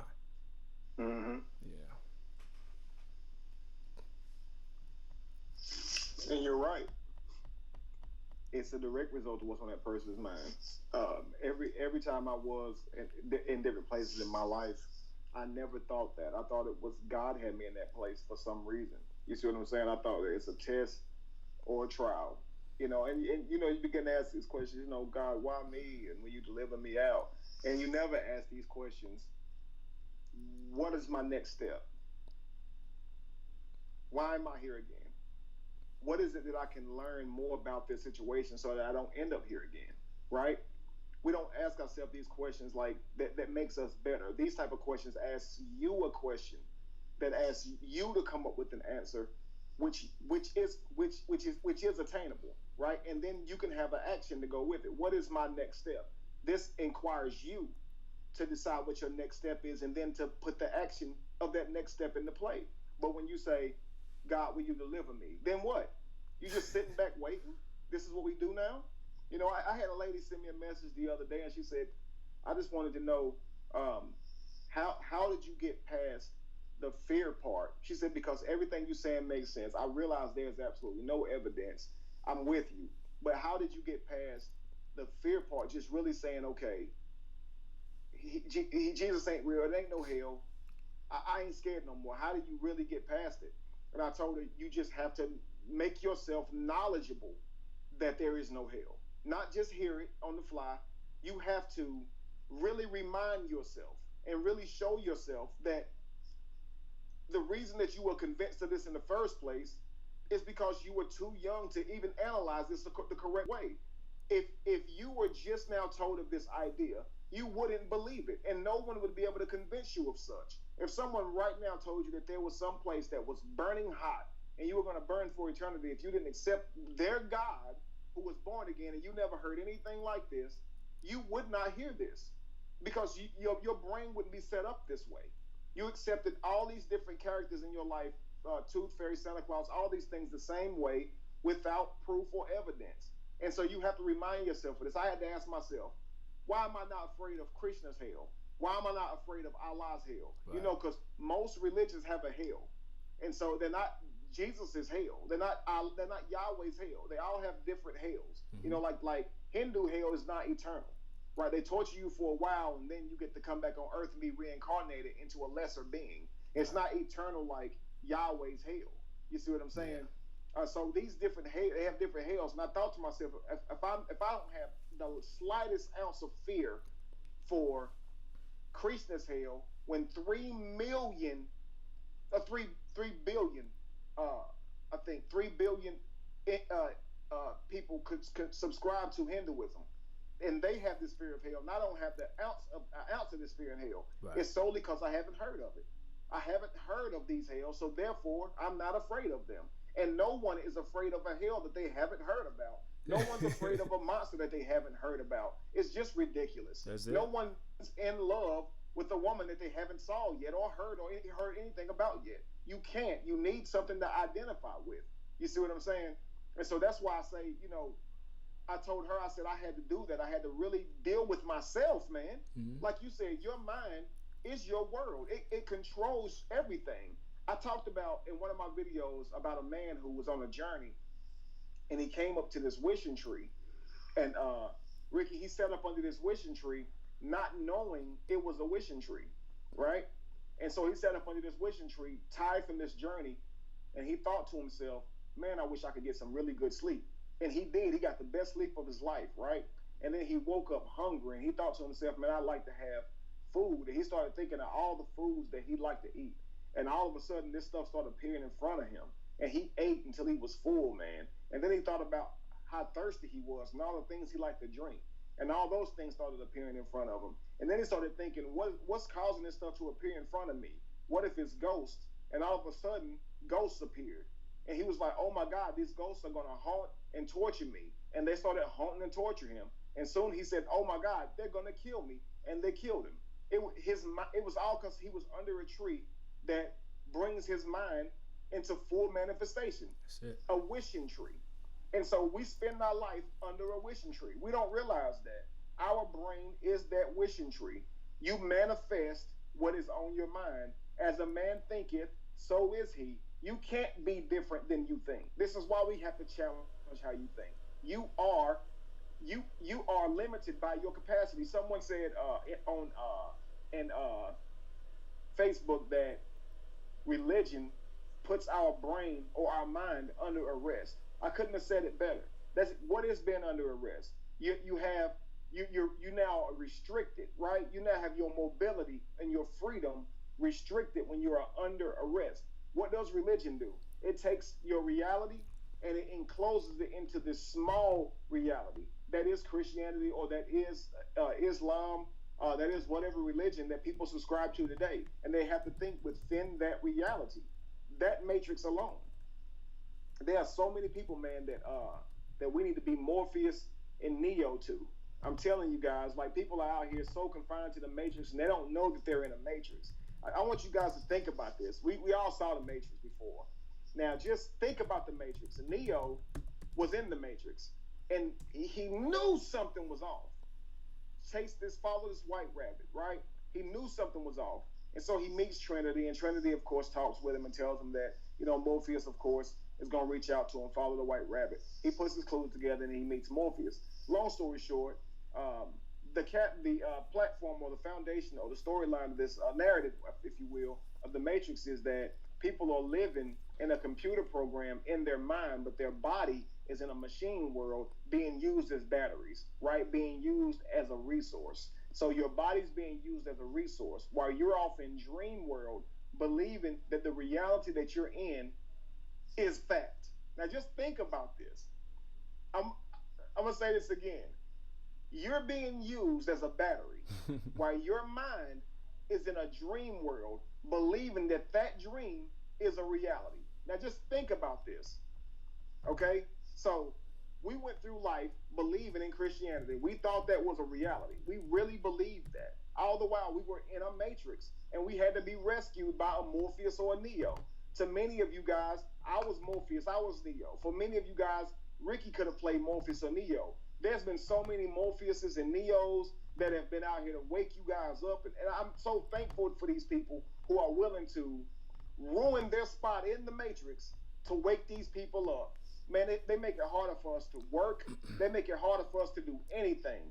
But we're willing to reveal our face to these agents so we can wake up the people in the Matrix, man. And so that's what we're doing right now. I'm Neo right now, and I just plugged into the Matrix to talk to people who are still victims of the Matrix. Now, we are free from religion. Many of us who are on here, we may have some people on here tonight that subscribe to religion still. But many of us are free from religion, but many of us are still bound by constructs of the Matrix, including myself. All of us, let's just say all of us are bound by some type of programming that we're trying to get out of. So we all are in some way, shape, or form robots, if you will. I don't say that in an offensive way. I mean that we have been programmed, and I don't think any of us can deny that. Most of us would say that red is masculine, where pink is feminine. This is all programming. They're just colors. They're colors, man. Period. I like it. I challenge my sons, Ricky. Yeah. I think I told you this before, that squares. I mean, that the shapes don't exist in reality. That squares don't just grow in reality, right? Rectangles don't just grow in reality. He says, well, look at the door. I said, well, the door is made of wood, and trees don't grow in rectangles. They had to cut that out. These are constructs. Shapes are constructs. We know what an octagon is because it's a shape and it was taught to us as an octagon. But these things don't grow in the realm of reality. So that's a form of matrix. You see what I'm saying? Mm-hmm. And so I challenge my kids all the time. I hate to say kids. I challenge my children in this way because I want them to be able to think outside of the construct of how we're told to think. Because you can be taught something for so long that you do begin to think it's real, just because it's a form of measurement. You see what I'm saying? Or that it's a way of expressing something. You see what I'm saying? So if I say a square, then we know what it expresses. Unless I'm talking about a person, and that must mean that they don't have a whole lot of fun or they don't go outside of the guidelines, right? And so we have these different ways of describing certain things, but none of these things really exist. We labeled a person who wasn't outgoing a square, just like we labeled a four-sided figure a square. You see what I'm saying? Mm-hmm. It's the same. They don't the same thing. Same way we label air. It doesn't mean we know what air is, right? And so we're more comfortable now knowing that we know the word air, but why are we comfortable? We still don't know what it is. We don't know what water is. We don't understand why when we drink water, does it nourish our bodies? Why is it 3/4 of the earth? Why does it make up most of our body? The percentage of our bodies and any other animal out there? Why is it? Why does every being and creature out here seemingly need water? And you can call it water, you can call it agua, you can call it H2O, you can call it, hydro. You can call it whatever you want to call it. You don't know what it is. You see what I'm saying? Right. We just know when we drink it, it helps us. And so somehow by understanding, by having names and titles and constructs for stuff, it makes us feel more comfortable with these things. You see what I'm saying? So we've grown comfortable with really not knowing what stuff is. It's almost like this, Ricky, if I met you and I said, hey, can I use your phone for a minute? Right? I knock on your door. You may say, wait a second, who are you? But if I say, hey, my name is Kevin, man, my car broke down the street. Do you mind if I use your phone for a minute? You may feel more comfortable because I gave you my name. Mm-hmm. You see what I'm saying? But what does that mean? My name doesn't tell you I'm a nice guy. My name doesn't show you I'm trustworthy. It doesn't mean anything. And so it doesn't mean anything to how I'm going to treat you. I can still go into your house and still attack you, kill you, try to rob your house if I can, if you don't stop me first. Right. And what name are you going to give out if you're dead? I can give you any name. You didn't check my ID. It could have been a different name. So you could say, well, giving me your name could help me alert the police as to who you are, but I could have gave you a fake name. Well, that's irrelevant. So me giving you a name makes you feel more secure, but does it make you more secure? Absolutely not. It does not change the restrictions of my judgments and my actions of what I'm going to do. And it certainly doesn't change yours. But we would feel comfortable knowing a name. You see what I'm saying? And this is one of the constructs that we have. So maybe we shouldn't feel more comfortable just because a person gives us a name, because giving me your name doesn't tell me anything about you, really. You see what I'm saying? Right. It doesn't tell me anything about you. You're absolutely right. Yeah, I mean, it's just like all of every and I love like what you're doing, man. Like with this whole like conversation, man. Like even this, like you had already indicated earlier that you're gonna focus more on the brain and the human mind, and this is definitely something that we need to know and understand. This, like, some of the things that I learned later on in life, I'm like, why didn't they teach me this when I was in like middle school or like, you know what I mean? Like, I'm like, these are things we should know like early in life, but they don't want to tell you, because if they allow you to understand how powerful your mind is and how you can use it to your advantage, then the elite, there wouldn't be an elite anymore, because most of us would be elite. You see what I'm saying? We would be elite thinkers, but we let a select few rule the majority, because everybody's trapped, like you say, in their own little construct and their own programming. Whether it be you black or you white, everybody's programmed. You see, so it's gonna take a mass number of us. Like this is a great movement because this is gonna move us to a better society. To get out of this programming that we're all in. Let me just take religion real quick, and this is something that I was thinking about just a few days ago. On Saturday, I took I had like a 6-hour contract writing class for real estate, and I'm always giving like real world examples, okay, just to help people think, because like if you apply these things to your real life, then the light bulb may come on for someone, and you can be like, you know what, that does make sense. Let's take your religion for example, okay.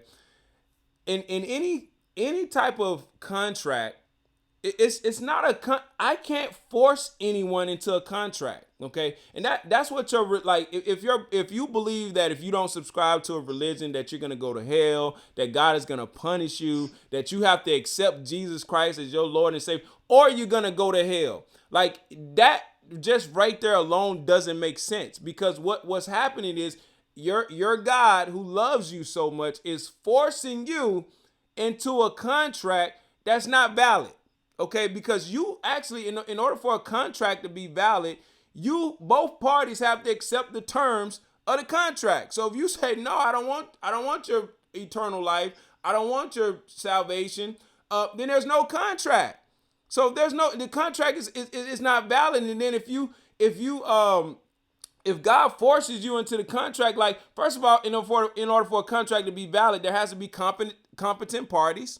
Okay, you see what I'm saying? So some people are not even competent enough to even know what it is that they're getting into, that they're binding themselves into this contract. So, and then also this contract is unilateral. Okay, in order for a contract to be bilateral, both parties have to agree to it. So your God can't tell you got to accept this or not, I'm going to condemn you to eternal damnation. That's just absolutely just not fair. And then also with this book, even in a contract, like of course I do insurance. Okay, most insurance contracts are what they call contracts of adhesion. Okay, that means that you're going into a contract that you didn't have anything to do with the writing or the language in the contract. So if there's something that's misunderstood, or if there's something that is ambiguous,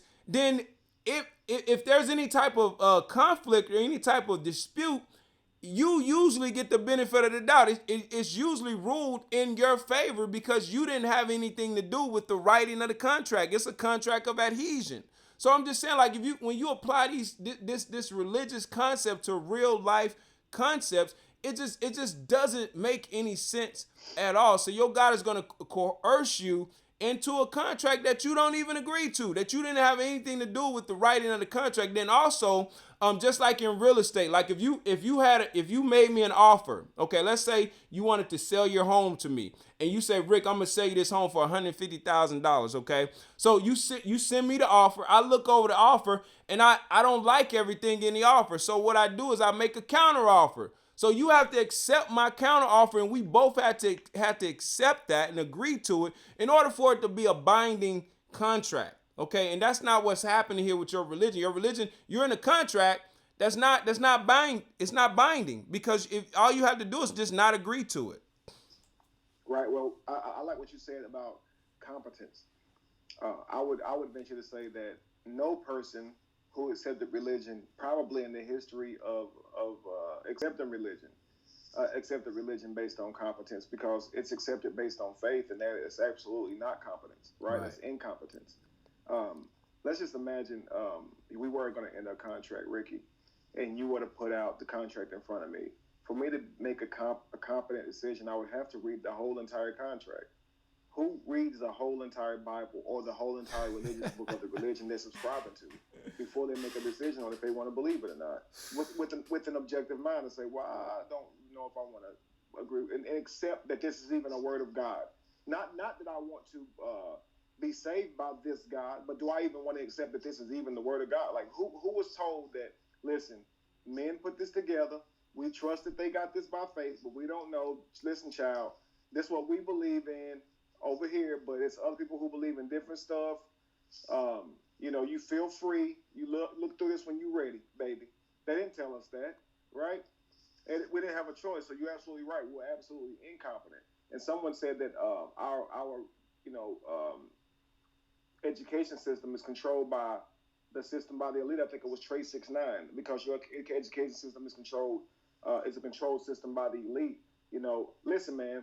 Look at us compared to other animated beings, and I don't, say animals like, then of course scientific data can say that we're animals too, and so we say we're humans, but that's obviously another construct that we're given to call ourselves or to title ourselves. So, and some people say, well, I'm only human, as if that gives them an excuse to, do something bad to someone else or to not be quote unquote perfect. I'm only human, so I don't like to use those type of terms. I like to say beings. We're just life forms, right? To me, when you say that, to me, I wanted to present to people that I see us all the same, right? I think every single life form that plays a part in this beautiful world's existence is equally valuable in some way, somehow, even if we don't understand it. The stone that sits at the top of the mountain is no more valuable than the stone at the base. You understand what I'm saying? Right. I feel like the life as we know it is just so unique, man. It's way more like, to an ant, they are more valuable than a human, bro. When one of them dies, you see what happens. They all go to the rescue. They all do what they do. You can see the mourning going on. Yeah. But we don't care when our whole ant hill gets crushed. You see what I'm saying? We don't care. You know what I mean?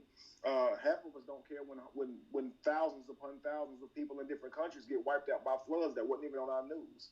You see what I'm saying? Yeah. So how important is life?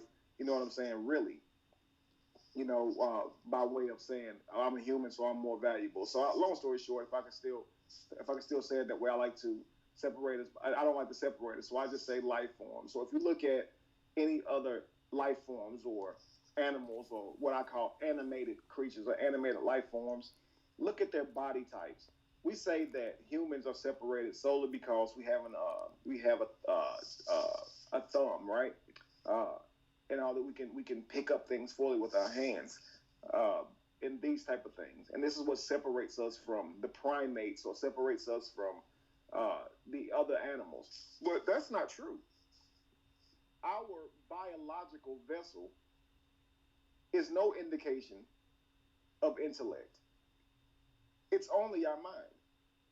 Listen, man. We can't think that you must have opposable thumbs to be able to create technology. Just imagine if an octopus had the same type of mind that we had, and they wanted to build things outside of themselves or needed to make themselves more comfortable in their environment. Having 8 tentacles, they'd still be able to get the job done. So some of the tools we use we developed because we couldn't do it without them. You understand what I'm saying? Mm-hmm. So having hands are not what make you capable of creating. Right? Having a mind is. You see what I'm saying? And so no, it seems that no other life form has a type of mind that we who are called humans have, right? So look now, I'm saying to say this. He said that the educational system is set up by the elites, right? Mm-hmm. The other lady said that religion is like putting your mind under arrest. Think about how much world constructs and religion have held back the evolution of so-called man. Think about where we could be on an intellectual level had we not had all these different constructs. Just think about this. It's almost like spending your whole life trapped in a jar and you can't jump. Because how would you know that you're capable of jumping higher? How would you know? You're that elephant tied to a rope. How do you know that you're that elephant? How do you know that you're domesticated? How do you know? Right? You won't know. See? You don't know. There you and go. A lion in the zoo who has never been in the wild doesn't know that he's domesticated. He does not know that. He doesn't know that he's weaker than a wild lion. A wild lion, it's called wild because it hasn't been civilized. You understand what I'm saying? It cannot be. It's a beast. It's powerful. It has not been. What does domesticated mean? Domesticated means that you break it down for your use. So if I see an ox is its own self, right? It's an animal. It's an ox. But if I train an ox to plow my field, I domesticated that animal to become of use to me, because a wild ox is of no use to me. Right. You see what I'm saying? So, have we been domesticated? Have we been domesticated for use to someone else? Are we tools for someone else? and what did they do to create us to be tools? And what are they doing to keep us tools, to keep us as tools? Limiting the mind. If you limit a person's mind, they're only good for your use, not their own. This is why most people would be happy with going and working for somebody for a simple $8 an hour, never thinking that they can probably make more than $8 an hour on their own, doing something that's their own craft. But they'll be more than willing to go do that for someone else. You see what I'm saying? Right. And I'm talking about be working all their vacations. All their family time. Every time, that. And I'm not saying celebrating Christmas or anything like that, but every time this culture lets you out for these type of traditional celebrations, this gives us family time. But no, you got to be behind the register at Walmart, on a day on the one day that your whole family's getting together, right? It doesn't matter to a lot of us whether it's Christmas or not. It's the fact that our whole family's getting together, right? And we got to be out here taking payments and doing stuff like that. You know what I'm saying? Like, I used to say, who buys furniture on Christmas? Like, that's what I used to say. You almost a little bit upset that somebody even coming in the store to buy something. You like, man, what you doing here, bro? It makes you wonder. See, me personally, if I'm there, I want somebody to come in because I was straight commission. Right. But I mean, man, and so, but at the end of the day, you weren't going to make commission. You weren't going to. Right. Because what enough people going to come in there, and if it probably wasn't going to be you, it was just basically by chance, because it wasn't going to be enough people coming in for everybody to even get an opportunity to get an up that day, as we call it. So you're going to drive all the way in there and stay there all day and not make a single dime, because I was in straight commission work. You see what I'm saying? Yeah. I could be home with my family, man. But like you said, I settled for this contract because I couldn't think of another way. Again, when you look at the Bible, if you read the Bible believing that this is really God, then you don't have a choice. You gotta love this dude. You gotta put his ways first, even when they don't freaking make sense. And his way is above every way. If Jesus existed, we unless you just bold and just prideful and say you want to burn in hell, you gonna get back on the train. If Jesus came down here right now and showed us himself and said, Kevin, listen, and all of us, listen, I'm here. Y'all got 30 days to get this together. Swallow your pride and get back on the board. Y'all gonna be mad at me, but if he exists, I'm gonna have to deal with the dude, even though I don't like it. You see what I'm saying? Boy. Ricky, listen, I would have to say maybe he is more intelligent. Maybe it's something I'm not getting. If this dude is really real, he don't have to be good all the time. Yeah. This dude is God, and I gotta respect him as such. Whether even if he an a-hole, bro. That's the sad thing about it. I know. You know what though, Kevin? He don't exist. For 29 days, boy, I'm gonna be like, man. I'm gonna have to give it some thought. I really am. 29 days, boy, we'll be hot. I'll be hot with all them 29 days. I don't know, man. I'm just like that, bro. I'm stubborn, bro. Like, once I make my mind up, bro, once I turn that switch off, bro, I'm done, bro. Like, I've already said that if Jesus do exist or if God do exist, I'm done. Like, I don't even want to go to heaven, bro. Because if I go to heaven, like, God can't even talk to me. Like, he gonna have to we gonna have to section heaven out and be like, yo, bro, that's your side of heaven. This is my side of heaven, bro. Don't come over here, bro. You know what I'm saying? Like, God gonna come. Be like, Rick, God come, I'm gonna shut the door. You know what I'm saying? Like, don't come up in here, bro. I don't like you, bro. I just know. You know what I'm saying? Like, and it's just a thing. Let's not say Jesus then. Let's just say a God. Let's say some God, right, spoke up. And let's just say a way. What's a way, y'all? Here's a way. I don't think anybody would deny it. Well, let's just say this. Let's just say everybody right now heard a voice internally. And that voice said the same exact thing. Everybody in the whole planet heard the voice in the language they spoke in. Yeah. And it was exactly the same. And it was a new God saying, "This is me," you know, and he gave us a whole lowdown, right? Now you know this is possibly God. Now it's very, very. Can you argue with it, right? Now this God. Now let's just say we don't like everything that he has to say. Are you gonna argue with God though? Just think about it, because this is the only construct you can only do this. See, I'm saying this to say this, Ricky. When we grew up in the Bible, we thought this was true. Yeah. So we were about to argue with, even though, man, come on, man, bears mauling children for calling a guy baldy, killing the bears ripped him like we know that there's no way, man. There's just no way that a loving God would allow this to happen. They just called him baldy. He can't deal with a couple of insults, man, a couple of zingers. I know. And so they rip these children apart for insulting a prophet, a baldy. And so as Christians, though, we knew that scripture was off. But we didn't question God because we knew that he was God. We believed that he was there. You see what I'm saying? Yeah. That he was real.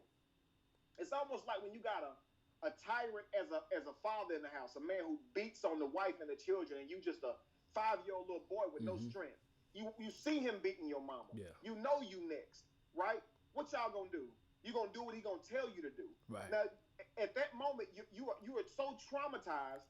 That man has complete control. Now you can simply go to the police. You can take your child and not go back home.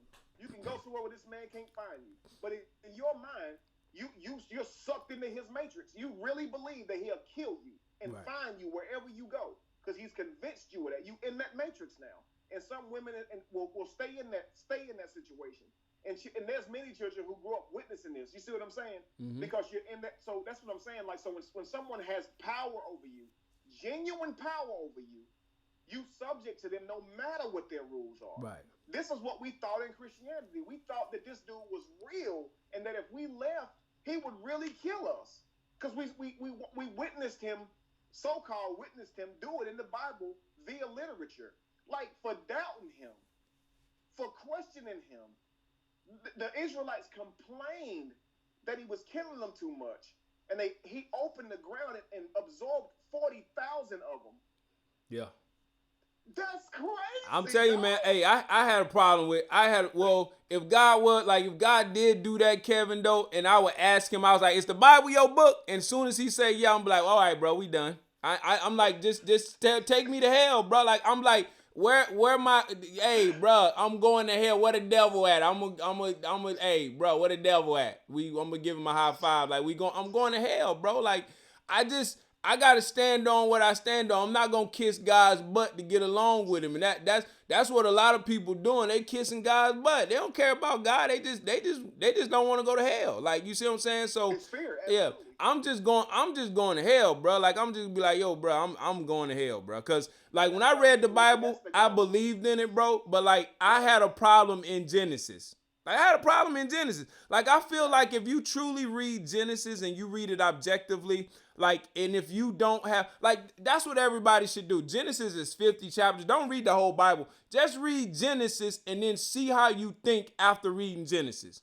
Like, if you, like, just really read it with no fear, no, thinking that, reading it literally. Just read it and an objective read of Genesis, and then just give your perspective on it after you read it. And if you gotta be like, man, I don't know, because that Jacob and Esau story, how Jacob did Esau and then God just hated Esau and loved Jacob. I'm like, what?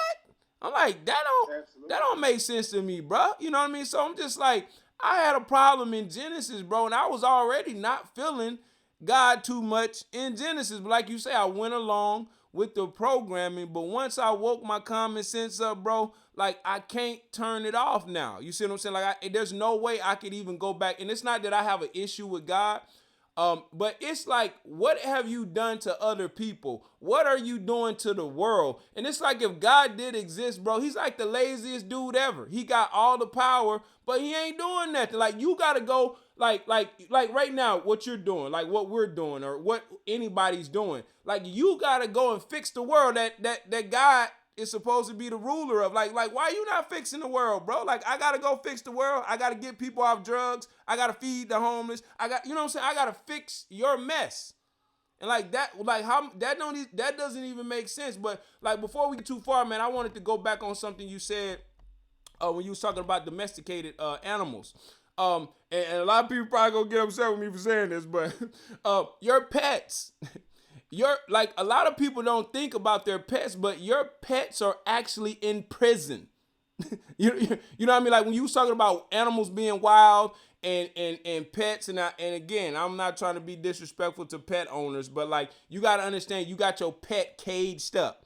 Okay, even though you got them in the house and you feed them, but look, your pet doesn't go out and do what animals do. Okay, your pets, like, you give them 3 meals a day. They stay in the house. They don't, you see what I'm saying? So like, a lot of people don't think about that though. Like, I used to have a dog, and a long time ago, like, I was young and I was like 22, and I had a little pit bull, and I would be in class all day. He's in the house, tearing the house up. You know what I mean? But the thing is, I had to think about the dog. I'm like, I love this dog. I want this dog. But I'm like, I'm gone most of the time. I don't even have time to spend with the dog. So I gave the dog to a family, a bigger house, backyard, So I was thinking about the dog. But sometimes when we own pets and we own domesticated animals, we could be a little bit selfish. And like you were saying, domesticated means for your own use. You see what I'm saying? So you sometimes we don't think about the pet. We're thinking about what the pet does for us. You see what I'm saying? And we're a little bit selfish. You're absolutely right, bro. Yeah. Like, I went through the same thing. I had a few dogs. I had a pit bull. I also had a mastiff. It was a mastiff pit mix or whatever. And either which way, they ended up having puppies, man. And man, I told my children, I was like, man, I feel like a slave owner, separating these puppies and telling people to come get these puppies, and because now you got all these puppies at the house. It was like a litter of like 8 puppies. You see what I'm saying? Yeah. And so you like, man, just come get a puppy, and you separating them from their mother and father or whatever. They ain't never gonna see they parent dogs again. You know what I mean? Yeah. And it's like, man, you feel like a slave owner. I really felt bad about it. Like, dang. And so now the only dog that I have is like a small teacup poodle. It's my daughter's dog, so I didn't want to, of course, take it from her. But I felt bad about it myself. Man, I think about, like, we keep, fish as pets. We keep, dogs as pets, snakes, different things like that. And we don't really think about that we're taking them out of their natural environment. I will say this. My daughter's little teacup poodle or whatever, that dog wouldn't be able to survive on its own. So I understand a lot of pets now, they already domesticated and bred for that. So they wouldn't survive on their own at all. But we created the environment, though. You see, we created the environment for pets to need us. Right, we absolutely did. And this is the same thing with cows, man. We take a cow, and I told you the animal that it comes from a couple of days ago. Let me just give everybody that animal, that a cow, that is the ancestor to the cow, real quick, so you guys can know. Yeah, it's called the auroch. AUROCHS. AUROCHS. Auroch.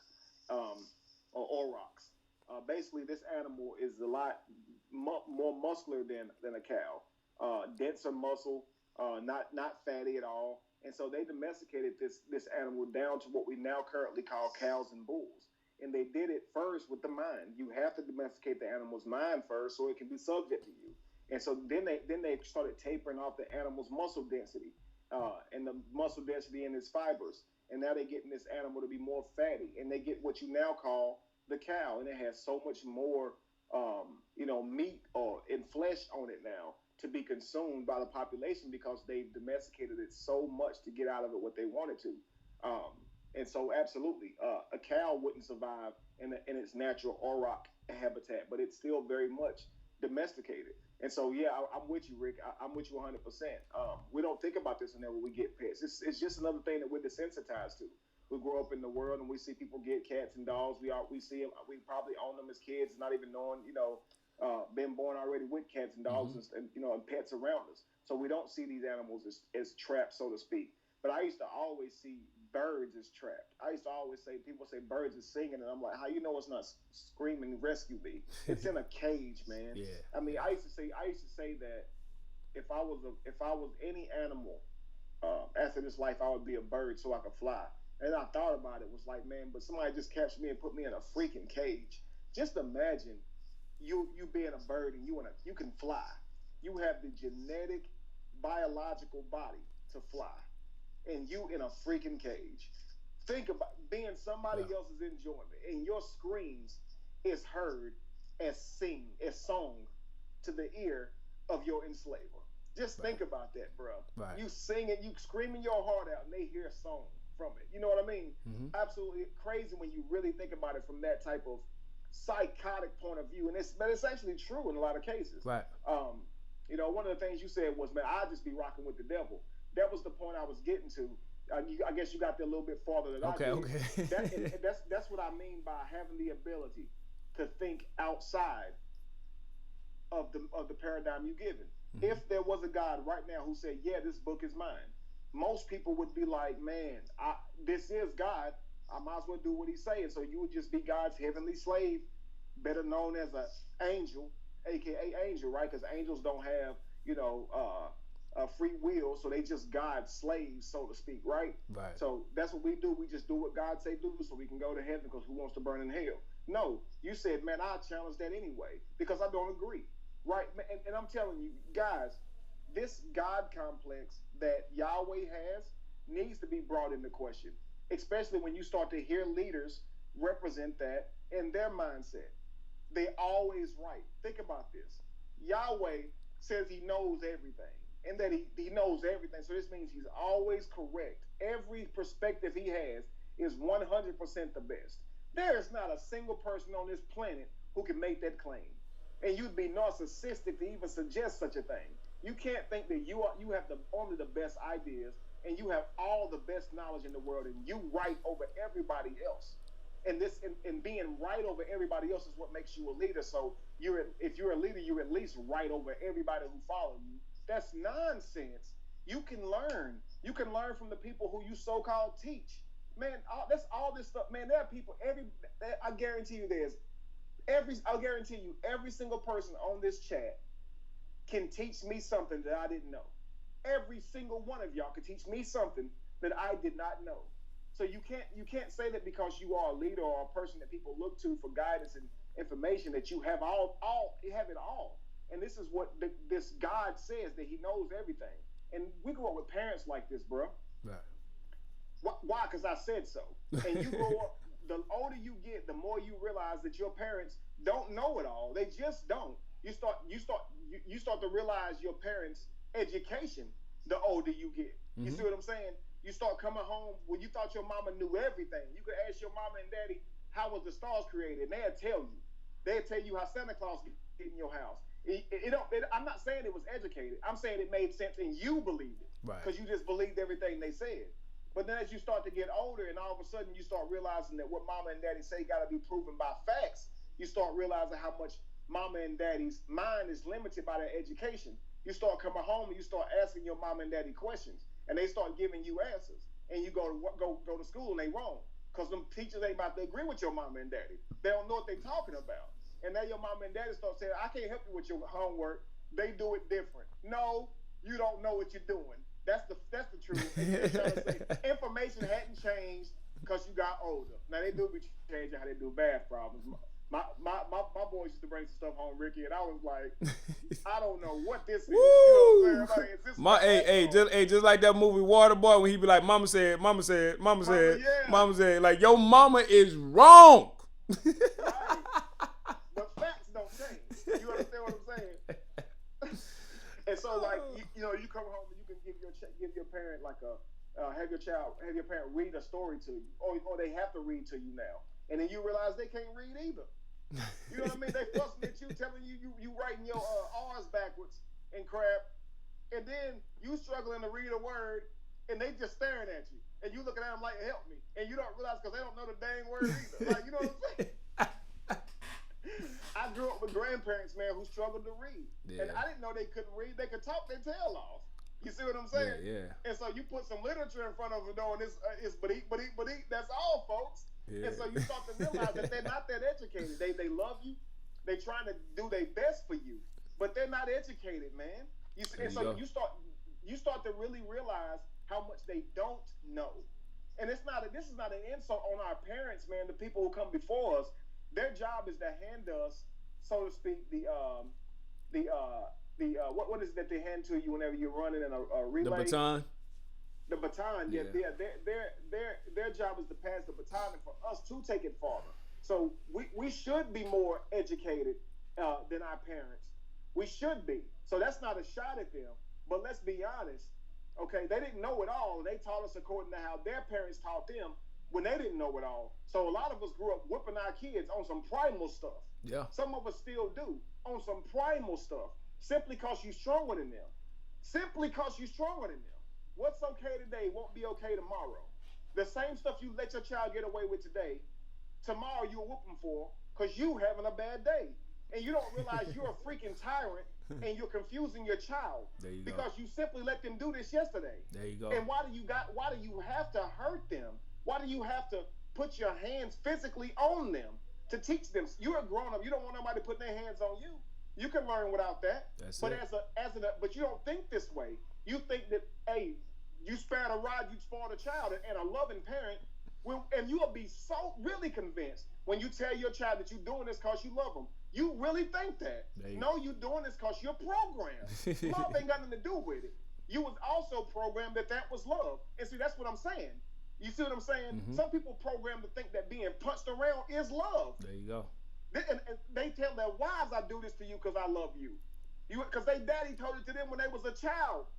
You see what I'm saying? Yeah. This stuff comes from slavery. We were beaten. Our ancestors were beaten as slaves when we didn't satisfy what was expected of us. And so now we do it to our children. You don't make a grade that I expect you to make. I'm gonna beat you. I'm gonna give you a whooping for it. You see what I'm saying? Mm-hmm. If you don't do this fast enough or do this the right way, if you drop something, if you break something, and it's like then all of a sudden you can get a whooping for anything, man. Yeah. And it's really based on if they having a bad day or not. Yeah. Like if they're having a bad day, you know that, and you can't do nothing wrong. And it's like, so you just need a punching bag. So psychologically, you are traumatizing your child. You bringing work home. You bringing stress home to your parents. To your children, and you literally are projecting this anger onto your child via beatings, yelling, discouraging your child, telling them they can't do stuff because you don't feel like you can do stuff. Because you were told that. See what I'm saying? My grandmother, man, she definitely cared in her own way. But my grandma wasn't the nicest person in the world. You know, my sister was heavy set and dark skinned, and she called my sister fat and black and nappy headed. Yeah. She got called all the above, and so we called her that too. Yeah. You see what I'm saying? This is my younger sister. Yeah. I would never call her names like this, but as a child, I was desensitized. I didn't know that was mean. But my grandma called her that. Yeah, man, my grandma had some heavy hands, boy. You know that song by what's the dude name? The old dude, man. Oh man, the one that sang Grandma's Hands, but grandma bust you upside the head. Like I was in church one day acting up, and my grandma, she used to clean the church. So I go to the church on the weekend with her, and I was doing something. She was vacuuming floor, man. She took that vacuum cleaner and vacuumed a layer of skin off of my arm, you know what I'm saying? Like, I'm like, man, they used, like you say, boy, we keep this cycle of ignorance, going on. And the thing to make a point that you said about like God, like your relationship with God could be like that same relationship with your parent, like I was thinking about the movie The Waterboy, like. His mom just taught him things that was incorrect, suppressed him his whole life. He wanted to do what his mother said, wanted to please his mother. If he went to do something on his own, oh, you're hurting me. It's the same relationship that you have with your God. And then once he broke away from his mother's programming, he found out that everything that he knew that he thought was bad was actually good for him. You see what I'm saying? Like he was free. His life became better. So it's the same way with you in the confines of this religion and this make-believe God. You think that you can't do nothing without him. You think that everything you can't challenge him.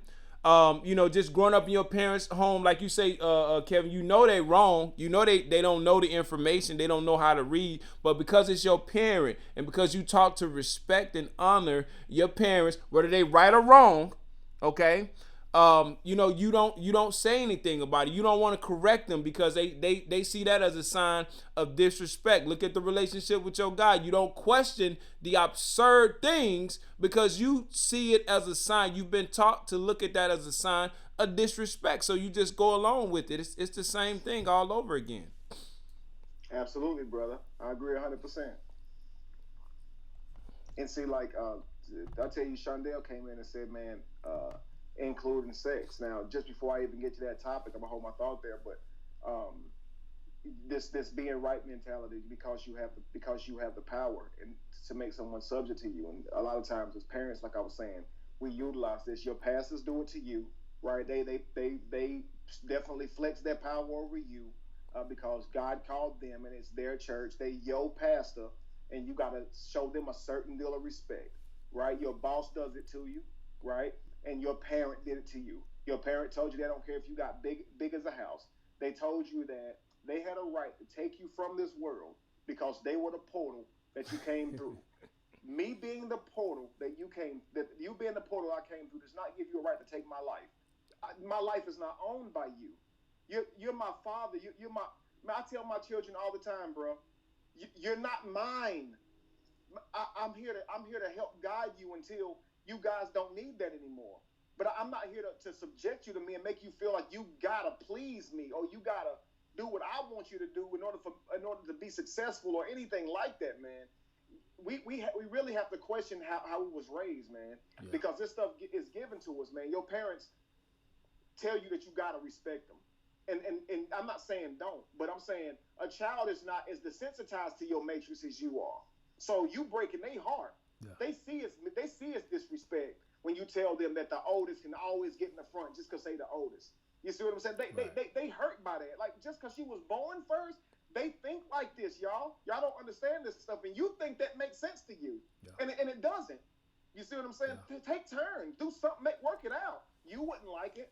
And and so what I'm saying is, even when we do something like that, the child may say, "But why she got to get in the front just because she older? Because I said so. Don't question me." This is how parents act, and that's what I'm saying. We have to be more.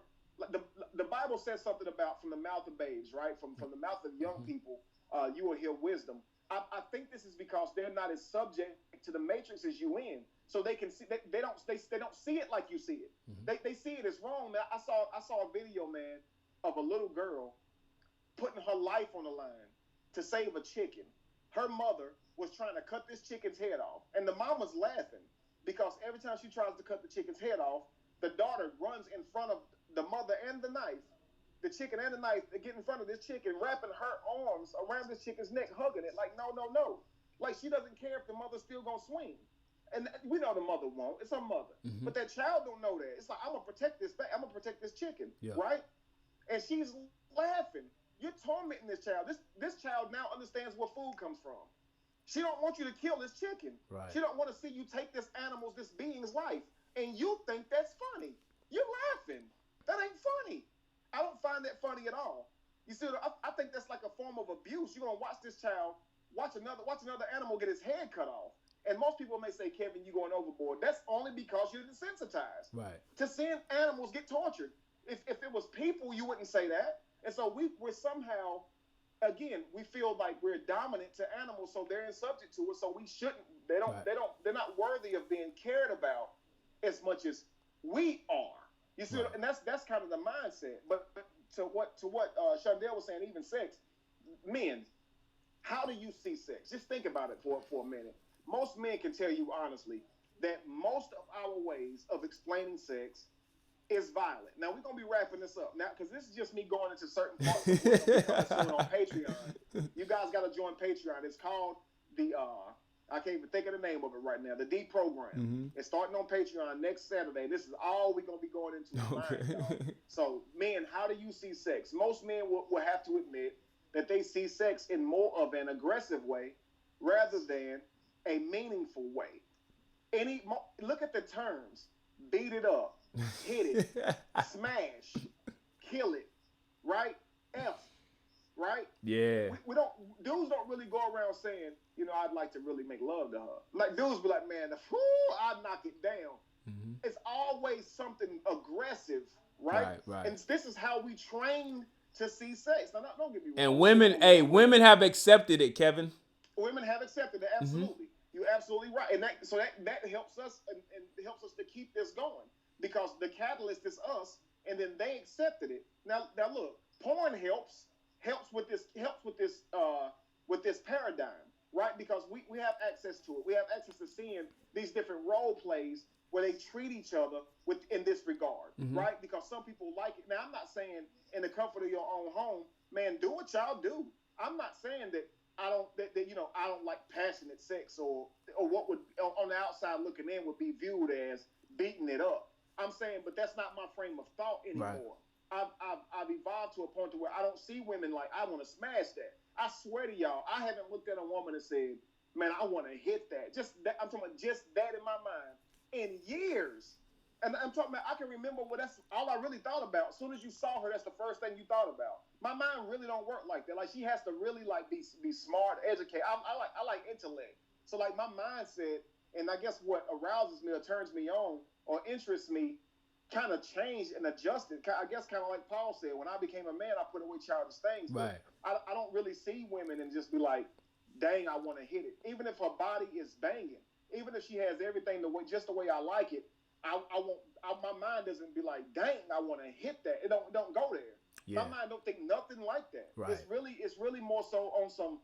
Even if she's beautiful, I can think that she's absolutely beautiful. My mind don't think I want to have sex with her. And most of us, because we think this way, like we said, as objects, we lead with that. And so when we see a beautiful woman or a beautiful man or a man that's attracted to a woman, we pursue them with sex being in mind. Now, I'm not saying you pursue them talking about sex. No, but that's what's in mind. So that's what you're expecting. And so that's really kind of what you're aiming for. And so you kind of skip getting to know them. Right. And so now y'all are attracted to each other because y'all think each other look good. Y'all are attracted to each other's appearance or energy. And neither one of y'all really care about getting to know each other, because we're all trained to want sex with who we're attracted to, mm-hmm. right? And so now we do that before we get to know each other, and then you realize that you don't have anything other than that sex, and then you feel used. And each one of y'all, the women most of the time will say, well, he used me, right? And that's not the case always. Sometimes y'all don't understand how powerful dopamine is. When a person is aroused by you, that drug, that chemical dopamine becomes a drug. And it does alter your decision making. It's almost like being on crack or being drunk. Actually, it is. I did a video about that. It's called "Let's Talk About Sex," I think. Mm-hmm. But dopamine is what's released into the brain when you are aroused, and so a lot of what you guys are feeling during the process of having sex are not actually real feelings, but they're emotions that's going to pass. Right. And these emotions can feel like feelings. Some people really can mean it when they say, I love you. Mm-hmm. And women will be like, you lied to me. You told me you love me. Nah, he meant that at that moment. Men can tell you they have been under the influence of dopamine or under the influence of a woman's power, so to speak. And I really say it like that. A woman, I say that because I'm heterosexual. Yeah. Obviously, a person who wasn't heterosexual would say men have a supernatural type power. Women would say men have a supernatural power to woo them. But when a woman put that power on you, man, see, somebody said, Kevin, so true. Yeah, see, men will tell you straight up, man, we've all been there where you can be so under a trance that you really feel like you want that woman for like tomorrow to the next day. I want to be with you, not just sex, because that's what was on your mind and you're manifesting that. Especially when you're young, man. You're leading with that. Yeah, especially when you're young. Right, absolutely. Yeah. Yeah, it's euphoric, man. Really understand, if you're not hip to what's going on, my bad, but if you're not hip to what's going on when you're older, you're gonna still be getting a lot of heartbreaks, because older women still unfortunately see sex as something to be heavily valued. It's just something that can be stolen from them, So if a person doesn't go into a relationship being honest, hey, I don't want more than this. I want to have fun in this way. I want a relationship in this way. I feel like people should be that upfront with what they're wanting, with what they're interested in at that moment, so nobody's misunderstanding what they want. So so feelings don't get hurt, especially now that we're conscious and we don't care what a Bible has to say about how we conduct ourselves. Then we have to have enough respect for each other to at least say to that person what it is that you want, or what it is that you're willing to do at this moment. Hey, I'm not interested in a relationship. And that doesn't mean that person is off limits. Listen, man, I see this a lot too in relationships. People go out and they say, man, well, I want 2 children. And another person might say, well, I don't want children at all. And now they deem that as a lose-lose. But that's not fair, okay? Sometimes when you get to know someone, they'll do anything for you. You see what I'm saying? I know people who never wanted to have children until they met someone they loved, and then they absolutely wanted to have children just to have children with the person that they love. So a person's mind can change. So I do say be honest with each other up front about as much as possible, but don't hold it over each other's heads as deal breakers. But if someone is saying, hey, I want to have sex. I was talking to a friend about this the other day. If someone comes to you and they say, hey, man, I'm interested in having sex, and that's all I'm interested in, there's no need to be offended. That person is inviting you into their matrix. That's what they want in their matrix. You're an adult.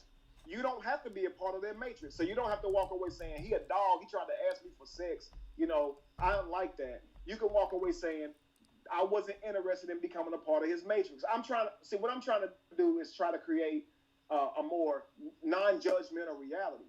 So we're not judgmental with each other because of each other's wants and desires. Listen, man, we're trying to live a life where we're not trying to condemn each other. So people are going to be more apt to pursue their actual true desires. And they should be. If you truly desire something, then you should pursue that if that makes you happy. So I don't want to make you feel bad for pursuing that. Let me just say that I don't want to be a part of that matrix. I think that's the best way to look at it, the safest way, without saying you nasty. I mean, you see what I'm saying? I've had men who were homosexual try to holler at me. I don't get offended. I simply am not interested in their matrix. Right. You see what I'm saying? And when I tell them, they be like, man, I appreciate you being nice about it. Please don't try to expose me. And I'd be like, man, I would never do that. That's not my forte. Mm-hmm. Bro, that's your business. Yeah. That's absolutely your business, man. You see, and I'm not offended. Now, at one point in my life, I used to be, but I spent enough time in sales and stuff that a lot of men who I work with reached back out to me and inquired about me. And so I just learned to say, hey, man, I'm not interested. I'm heterosexual. And they just be like, okay, brother, no problem. And we just like men, hang up the phone. Mm-hmm. No problem. You see what I'm saying? So when men do try to talk to me, I don't get offended. Be like, man, why me? What is it about me that make you think you could? I don't even entertain those type of thoughts anymore. Right. I just simply say, I'm not interested. I'm heterosexual. It's part of the matrix. Enough. It's part of the matrix, man. Right. It's part of the matrix, now, if I wanted to enter that matrix, then that was my invitation. Yeah. Not something for me to be offended about and be ready to fight about. You see what I'm saying? Right. It's almost like, Kevin, like when you when I was younger, when somebody say something about your mom, you gotta fight. You see what I'm saying? But like, I didn't even have a relationship with my mother or a bond with my mother like that. So if you said something about my mother, it wouldn't even affect me and make me angry enough to fight you. But because people were around and that was like the go-to thing, like if somebody talked about your mom, those are fighting words. You see what I'm saying? So you had to fight. So now I gotta fight somebody, and I'm not even angry. You see what I'm saying? I'm about to get beat up, but you know what I'm saying. But to I guess press on one of your points. Like I'm gonna go back real quick. Like when you was talking about your children and how you raised them. Like I always tell my son, like I tell him, look, I'm earning your respect. Okay. When you're dealing with your children, respect is something that is perpetually earned. Like they don't just owe you anything just by you spitting them out or going through the biological process to bring them into this world. Like you have to continuously and continually earn your children's respect, okay? And then another thing, man, I was gonna do a whole show, bro. Like, I think we need to do a whole show on sex, like, you know what I mean? Because like that can just run, real deep. But like what you were saying about sex, one thing I've learned with like having like sexual partners and just like dealing with women a certain way. Like if you are a good man, and even if you have that understanding with another woman that it's only sex and that it's only going to be sex, it's not. Okay.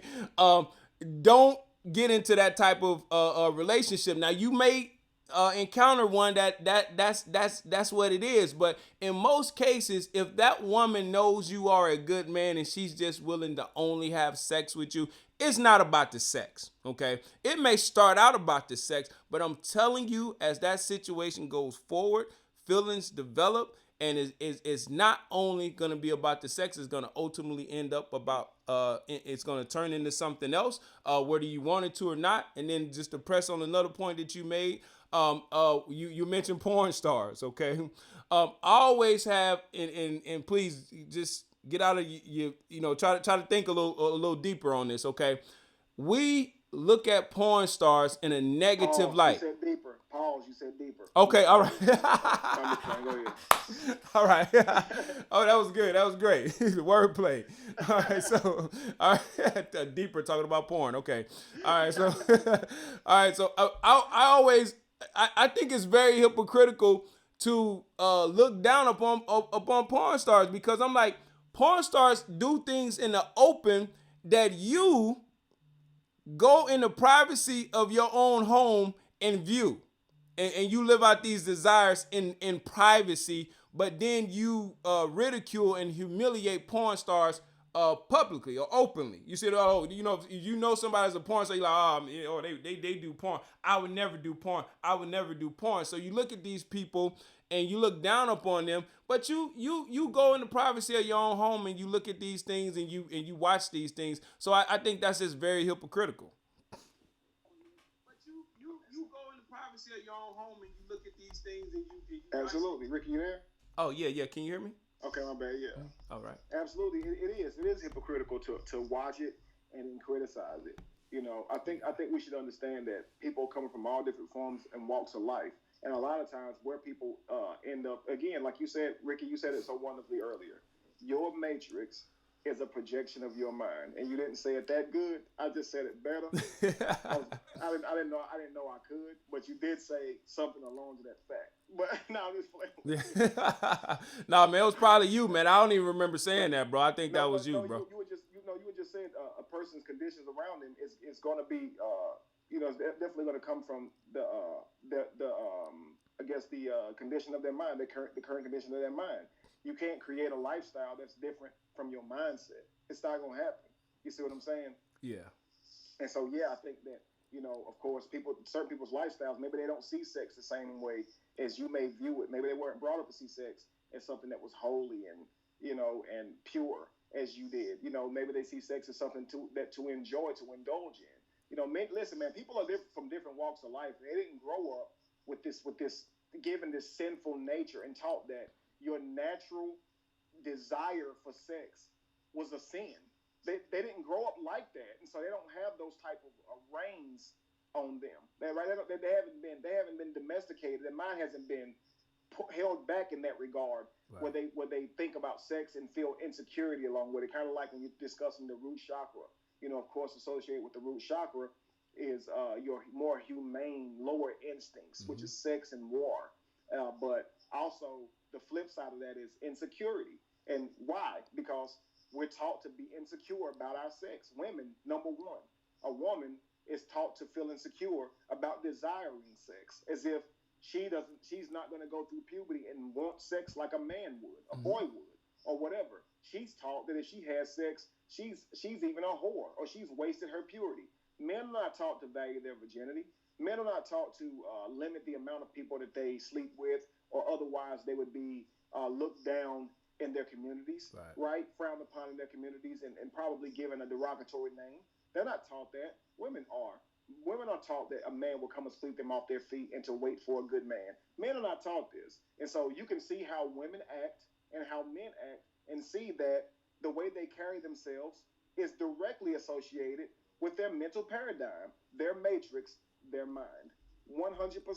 A man carries himself differently simply because of how he's raised. Look at how men raise themselves. After hearing it, they say, Money, bros over hoes, right? Money over bees, right? They say all these different terms, as if men are preferably trusted over women, or if men are truly to be trusted over women. Bros over hoes. Don't put hoes over your friends, or however they say it. And so I never said none of that stuff, but you know these terms that men say, and what it does is it psychologically puts this paradigm in you that men are more valuable to you than women. You see what I'm saying? Bros over hoes. So because someone's a female, she's not gonna be as honest to me as you. You see what I'm saying? Yeah. Like so, because you're my bro and she's my female, she's my girlfriend. I'm supposed to trust you because you have a penis. Because you have a penis, you're gonna be more honest than her because she has a vagina. Yeah. But it's bros over hoes. And so these cliches get said over and over and over. Yeah, Tupac, MOB, money over bees, right? Yeah. We say this stuff. We say this type of stuff, and it's so disrespectful. I don't think we really think about. We have a mother, we have a daughter, we have sisters. You know, we have females in our lives who are important to us, and here we are saying money over bees, right? It's like it's so crazy. Yeah. And so you can see how it contributes to the paradigm of the genders just by how a gender is raised. And so think about how a race is raised. A white woman is particular to a black woman. A white woman is particular to a white man. Simply just in how they're raised. Because if you're a woman, you're not going to escape the paradigm of being a whore. Seriously, you're not going to escape the paradigm of viewing your sexuality as something that can be judged. Period. Women that's what they're going to get. You see what I'm saying? Right. Period. And that's a lot of it's due to religion. Of course, the Bible seems to back every bit of this and support every bit of this misogynistic behavior. But at the same time, I mean, many cultures do this, and it's not just the Bible's cultures. Man, you think this is bad? Go on over to Afghanistan and go into some of these Muslim cultures and see how they treat women. Yeah. They pick who you're gonna marry, and if you don't marry who they want you to marry, they can stone you for it, and they still do it to this day. It made the news just last year. A girl was made to marry her cousin, did not want to marry her cousin, tried to elope with someone she really loved, and her father and uncle and other neighbors stoned her in town. Like in town now, where like other stuff is, where you go downtown and do stuff. Right. They met her where you would elope and stone her to death. They hit her with rocks till she died. She was on the ground. Yeah. There's pictures of her on the ground right there, Ricky. Right. You see what I'm saying?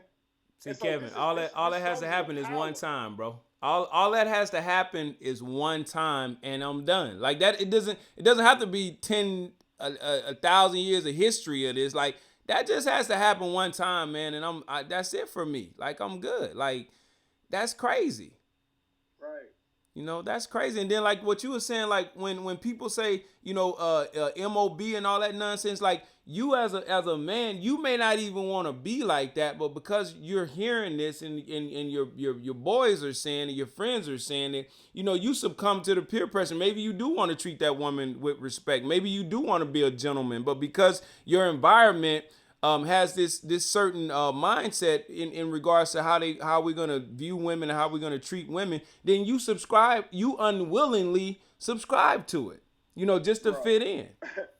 And then there's a whole matrix set up to counter you wanting to go against the actual norm. Think about it. Let's say that you begin to treat a woman nice who everybody else has quote unquote ran through. Everybody else has had sexual experiences with. They call you Captain Save-A-Ho, right? Yep. Let's just say you're the type of guy who loves to court women and take them out. They say you sprung, you whipped, you out here tricking. You see what I'm saying? Yeah. Because you like, I promise you, bro, there's so many negative stereotypes set up to treating women nice. It's unreal, bro. Yeah. Unreal. If you met a woman that had multiple sexual partners and it didn't work out with her and the other ones by way of relationship, and you wanted to be in a relationship with that woman, why you gotta be Captain Save-A-Ho? That's it. Maybe the other men didn't take the time to get to know her. Right. Maybe they only saw her body and couldn't see her any deeper. Maybe they were shallow. Yep. Maybe I'm not. See what I'm saying? Yep. It's like it's so crazy. So now I'm Captain Save-A-Ho. Right. And I don't want to be that. So now I'm gonna tell the girl I don't want to talk There to her you no go. more. You and that could have been a the best relationship you could have had. You know what I mean? RG said, "Oh, they say you a simp." You dang right. And see, men can say, we can say this. As you heard Ricky laugh, we can say this laughingly because we know these negative stereotypes, and we know they work. So we know how women feel when we say when you guys want to have sex, right? When you guys are turned on and you want to make that next move into intimacy, and you say, "I don't want you to see me as a hoe," and we get what you mean. We don't want, whenever we stay in a relationship with you, that our friends see us as Captain Save-A-Ho. Yep. But you know what though? You know what though, bro? Like the relationship could be great. Like the relationship could be great, and then you know you go talk to your boys and they tell you they fill your head with all this nonsense, and then you get back with it and she be like, "What's wrong?" Like, you know what? Like you be like, you know, be like it just ruins the relationship, man. Yep. You done lost something for her. You done been talking to your friend. And I promise you, bro, listen.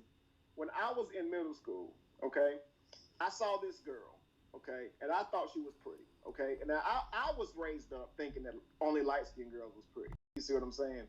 So I was attracted to light-skinned girls. My grandma used to always call my sister black and nappy-headed. So, of course, I like light-skinned girls with quote-unquote, the good hair, right? So this is what I was into. But I saw this dark-skinned girl. Now, this dark-skinned girl, she still had really soft, wavy, textured hair.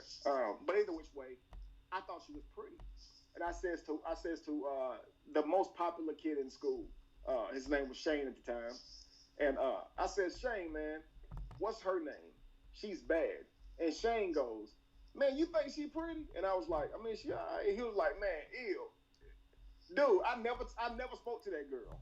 And I did think that girl was pretty. I was in middle school now, so you guys don't judge me. Yeah. Okay. Yeah. So I was in 8th grade, but or 9th grade, something like that. No, actually, I was in elementary.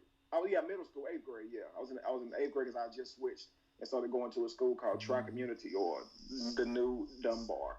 I mean, not the New Dunbar, the New Proctor or something like that. New Chase Middle. I forget what the name of that school was. Y'all moved around a lot, but either which way, you know. That's how it was. I saw this girl. I thought she was attractive, and then upon hearing that the guys didn't agree, I no longer tried to talk to her. You see what I'm saying? Oh yeah. And it's only because other people didn't think she was pretty. The fellas didn't validate her, and that right there was enough for me to say I didn't want to talk to her. You see what I'm saying? Yeah. That's crazy. They'll do that to throw you off too, though, Kev. Like they'll tell you, they'll be like, and then 2 weeks later you see them with her. Well, this girl really did catch a bad break. The whole time okay. we went to the next school together too, and spent all 4 years in that school together. And she was never an ugly girl, but dudes just didn't ever try to talk to her because I guess she had already got the reputation from middle school for being ugly, even though she wasn't. See, I guess I got there after she might have not been a beautiful child or something, and may have developed a person. I mean, a reputation or something like that. Yeah. Or maybe they all was mad, they couldn't see her beauty because she was dark skinned. Because a lot of us grew up like that. Mm-hmm. So it could have been that. I grew up getting clowned. See, I grew up poor as crap, and I got clowned in school. So my reputation preceded me. I went to a different school. And thinking that wasn't nobody gonna know that I was lame in my other school. Mm-hmm. And the first time I got called cute, I was in the 9th grade. Okay, I switched. I just got to the. No, I was in the 8th grade because this is where I met Shane.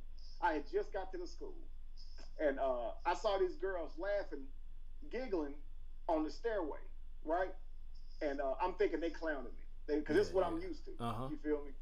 And I saw one of the girls separate from her friend later on, and she told me that her and her friend thought I was cute. And I was like, what? Nobody ever told me that, bro. Nobody. My whole life, I've been getting treated like I was a duck because I was poor. I mean, I was wearing, my shoes was imitation Jordans. You see what I'm saying? Yeah.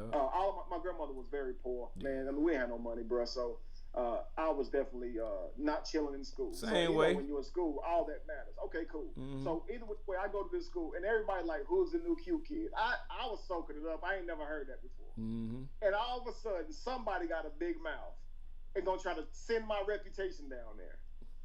Made me lame again. Oh, you see what I'm saying? Yeah. I was about to be popular. I was on my way, bro. Like people was like, women was like, oh my God, he cute. As soon as my rep got there, them women didn't like me no more. Period. See what I'm saying? Yup. That's it. And people say to this day, Kevin, you probably was popular in high school. No, I wasn't. Yeah. It's hard to grow out of a reputation once you've been labeled something, man. Once people do this to you. Now later on, of course, when my grandmother had got too sick to keep me, I got a little older. I started working, and of course, while I was still in school, and I was able to buy myself clothes, and then my reputation changed after that because I was buying the best clothes because I was insecure. Yeah. Now I needed that stuff to make me feel better about myself. You see what I'm saying? But the fact is, when I was in school, no, man, it was totally different. Man, I got called ugly probably every day, and every girl was overly mean to me. I'll write them a letter because you wrote letters back in the day. Mm-hmm. I will write a letter. Now, Rick, I wrote a letter. Will you go with me? Will you consider it? I ask in my nicest way now. How about they can't just write a letter back. They can't check no in the box. They can't look at me and shake their head no from across the room.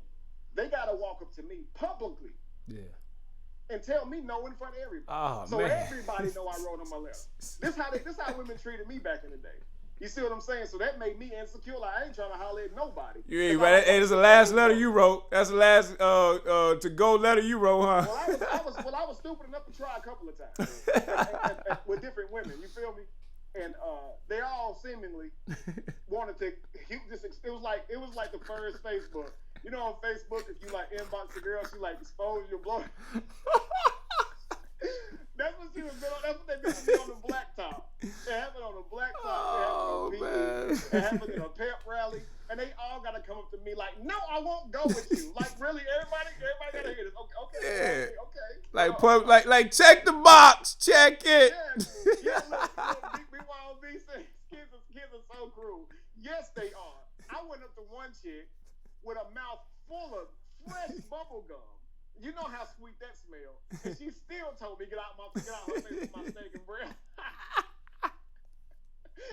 I know my breath wasn't stinking. Not that day. Man, you had to leave instructions on your letter. You like, P.S. Please don't come up to me and say no. Check the box. Man, she told my breath was stinking, man. I had that gum in my mouth. I had a complex after that. I smelled it too, and it was so fruity, but I was like, Did something get through it? I mean, did it not cut through it? I mean, get out my face, just thinking, bro. I know you smell all these daggone purple grapes. I know you smell it, yo. Hey, Kev, you be over there writing a girlfriend letter. They like, what you doing, man? Like, you been over there writing that. Yo to-go letters be like 15 minutes, because you got to be like, step 1, don't do this. Step 2, don't do Facts, man. Look, you got to give them instructions, man. Tell me. Now, you got to tell everybody. But I'm serious, bro. I had a whole vineyard in my mouth that day, and she told me my breath was stinking. That's crazy, man. Oh, man. Dude, I was like, I'm talking about wah, wah, wah. I was so funny. I was like super curved. That wasn't a curve. That was a complete circle. You know bro, I got so curved, I did a whole 360, bro. I was going in the same direction. Oh, man, that's crazy, man. Boy, they crushing you, man. They crushing you. Listen, I'm going to tell you what's crazy. This same girl, she ended up seeing me years later. And guess what? She going to have the nerve to tell me. You was always cute. Get out my face. I swear, bro. I really like this girl, bro. Oh, man. She going to try to tell me I was always cute. Like, oh, you think you can get it now? Because I got muscles now? Because I got big now, right? Yeah. I just started lifting weights. I'm a personal trainer. So I'm in shape, right? And she gonna try to tell. I'm in the at Walmart over in the deli. I still remember like it was yesterday. I was looking at a head of lettuce. I was looking at a head of lettuce. She gonna come up, Kevin, is that you? I was like, yeah. What's that? Man, I knew who she was. Hey, Kevin, was it iceberg or romaine? It was romaine.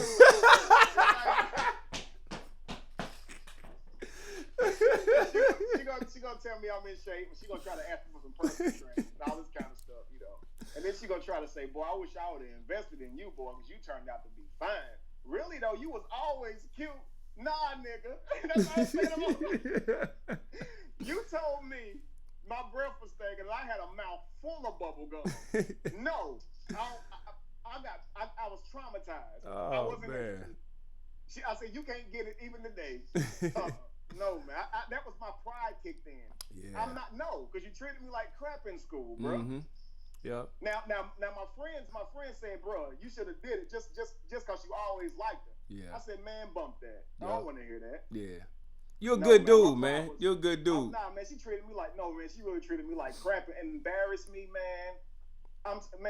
Exposed. I'm talking about had people clowning me in the hall. I promise you. And I was dumb enough to try to get with this girl a couple of times. And every time she did me dirty, man. They're gonna try to get with me later. Nope. Off limits. Candy shop closed. Yeah, man. Like she done hurt your feelings now. It's the same way like when you see a girl, she hadn't became a woman yet, but then when she like in middle school, she got braids, she looking kind of tore up, you know, in her adolescent years. But boy, when she started coming into her woman, boy, she mature. Now everybody want to talk to her now. Like you can't even talk to her now because you dogged her out when she was when she wasn't looking good, you know. Absolutely. Or you dogged out before you understood what relationships was about. Yeah. Or a woman didn't like you back. Or you know, because listen, man, when we're young, and guys, we're gonna be letting y'all go in a little bit. We're gonna be getting off here before 12. I just want to say this real quick. But you know, when little girls, they kind of have a lot of crushes. You know, they kind of bounce around a lot. They like different boys. You know, and I guess boys are the same way. But I can tell you this, man. Most boys can remember being young and really liking a girl, and she did not like you the way you wanted her to, and we got a little sour. Every one of us in school, we noticed that girls treated bad boys better. I was always the nice guy. I was always the guy who was a friend with a female, and I ain't gonna say always, because sooner or later the matrix got to me, and I realized in order to catch a fish, you gotta have bait. You know. So I ain't gonna say I was always the nice guy, but I was always a nice guy. Let me just say that. Let me clarify. But I was always the guy who really was gonna be your friend, talk to you even about your boyfriend, and make you feel and hopefully convince you that I wouldn't treat you that way, in hopes that whenever y'all break up, you might consider me. And I watched women get broke up with. I watched a girl get broke up with at the dance. And let me tell you something, bro. I felt like I had that slot machine primed. I had been putting in all kind of sweet nothings. I really liked it, you know. And he didn't like it at all. He broke up with her at a dance, had her crying. And I just knew I was going to be her next little boyfriend, right? But that chick went with a whole nother dude. I was crushed. Oh, and so and she went with another dude who treated women like crap. Yeah. He bragged about what he did with women. I was a virgin for a lot longer than my friends and stuff was. So they was all bragging about having sex. I tried to lie one time. They was like, Kevin, you a virgin? I was like, no. They said, what sex feel? What do coochie feel like? I said, it feel gooey. They said, gooey? They clowned me. They said, man, it feel wet. I was like, I didn't know. I was a kid. I didn't know. It looked gooey on TV. I didn't know. I didn't know. So I'm about to fall out my chair, man. Claudia be saying, Kevin, you so funny, man. We be dying laughing. So yeah, I got clowned because I was a virgin. You know, man, his ass felt good. Like, these dudes was doing it well in middle school. Like, you know, I wasn't getting down like that. You know, but either which way, man, I saw that women was always going and talking to these dudes who always treated women like crap.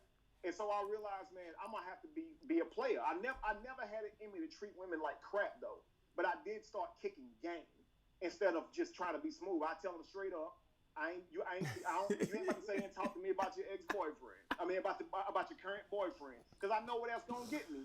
Friend zone. I don't want to be there. So I would play that cool route, like you know, as soon as she start talking about her boyfriend, I go ahead and make sure. And then she'll be like, even if I know he doing her dirty, she'll say stuff like, why you won't tell me what he doing? Why you won't say that every time I talk about him? And I tell her straight up, if I got to do all that to get you, I cheated. They would just love my confidence. You feel me? As a young. And so I turned it all in the game. And either way, women would still get hurt because I would make them like me way more than what I intended. But I thought that's how you got women. I thought that the person who talked. Me and friends would be in competition for girls, not realizing that we was degrading them by being in competition for them. Right. But we both liked them, so we was like, but we was a type, man. We wasn't gonna say, man, I liked her first, and then try to cut you off. You know what I mean? Like, how you know that you wouldn't have made her happy, and I'm just in the way because I thought, you ever meet somebody who you think pretty and you can't talk to her because her friend like you, and you be mad? Yeah. Everybody done been through this crap. Leave. Stop. I hate that. I'd be like, listen, I don't care what your friend like. Your friend just met me. She's grown, and she's grown. she will be fine. No, but I don't want to do that to her. You sound stupid. Yeah. Your friend, you could tell she don't even really like you like that. Yeah. She look like she talking about you behind your back anyway. That's what I said, just jokingly, you know. Yeah. But I mean, everybody's been there. You know what I mean? But, so we didn't do that. And so we would technically really compete. And there was one girl named Jessica. Me and my friend competed on getting her, and I ended up getting Jessica. And he told Jessica I called her a B behind her back, which I didn't. And Jessica believed and left me alone and smacked me before she did that. And smacked me hard, too, because she believed that crap. But that's just kind of where competition can go. But, I mean, all this stuff we did because it was okay to do. Right. And women now, you see movies now where you see, like, Love Don't Cost a Thing, where Nick Cannon plays a guy who makes a bet on a girl and he's seen as a jerk. That's accepted in school. So the kids that's doing that don't know they're demeaning women. So men who have a lot of misogynistic ways have no clue they're misogynistic. And a lot of them don't look down on women. Right. But their nature is misogynistic because their mind is contaminated through a misogynistic matrix. I promise you, a lot of people don't realize that their view of women comes from religion. They see them as less. They see women as, they see themselves as they're conscious men who still see themselves as the head. This is biblical stuff. Right. You see what I'm saying? This is biblical. You know, so, and that's what I mean. So it's like biblical is not factual. You know, so we have to understand that a person who's more intelligent in an area should lead that area in a relationship. There's no such thing as a head. I want my relationship to be confusing. You be looking all over to try to find the head. Because or the woman's the weaker vessel. She's better in. She's going to be leading in those areas. The areas I'm better in, I'm not going to be the head, even though I'm ignorant. There you go. Say that's stupid. There you go. You the head, and you can't manage money, and you got the whole household's money messed up because you can't manage money. Right. And you got a penis. That's stupid, yeah, man. She's the weaker vessel. Right, that's what the Bible says. Yeah. Consider her as such, Yeah. the weaker vessel. And that's what the Bible says. Yep. And so a lot of our mentality and our view of women comes from this psychopathic nature that is the Bible. And a lot of our view of women comes from this psychopathic nature of our culture that is misogyny that also is backed by the Bible. So that's why I said we must always challenge our paradigm because we don't know what's fueling it. This is my call to action. This is my question tonight. This is my closing. This is my question. What animates you? That's my question. We know you exist. We know you're real. We know you have life. But what animates you? What causes you to function? What is behind the things that you do? Are you misogynistic in nature and don't realize it and have no intention to be?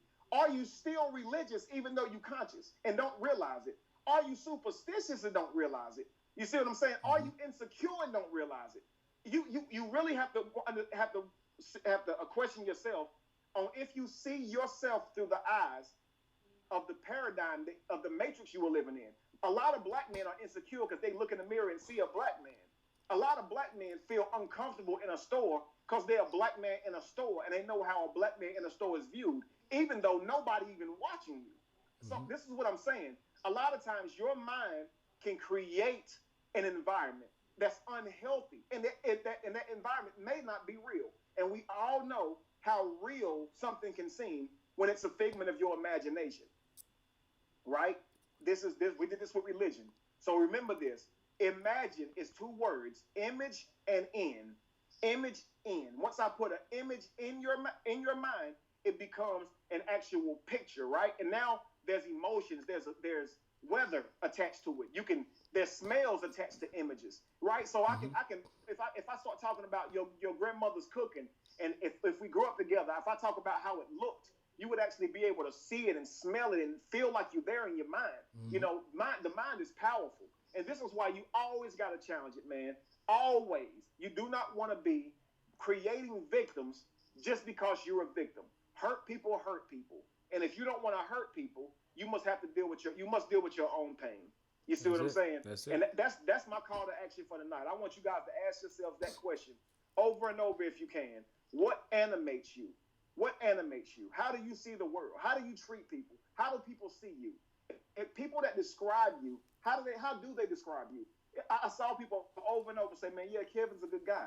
From what you guys know, I'm a good guy. And I want to be a person who's genuinely nice and kind to everyone in my path, not just on social media, not just on my podcast. This is me, period. And I actually want this to be me. So I've worked hard not to let what the world has given me create me, because people have been very mean to me, especially coming out of religion, y'all. I grew up getting clowned every day, so I could be a person who's insensitive to that and pick on people and say, I've heard worse. Believe me, my aunts and uncles and people who helped raise me said some of the meanest stuff that can be said to a kid. And so I could simply say mean stuff to people and say, man, worse has been said to me. You better grow tough skin. But no, I knew what that did to me. Yeah. I knew what hearing this stuff did to me psychologically. So I said, I'm not going to do that to people.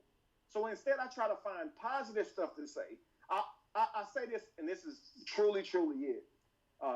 Quick story, and I love this story. It means a lot to me.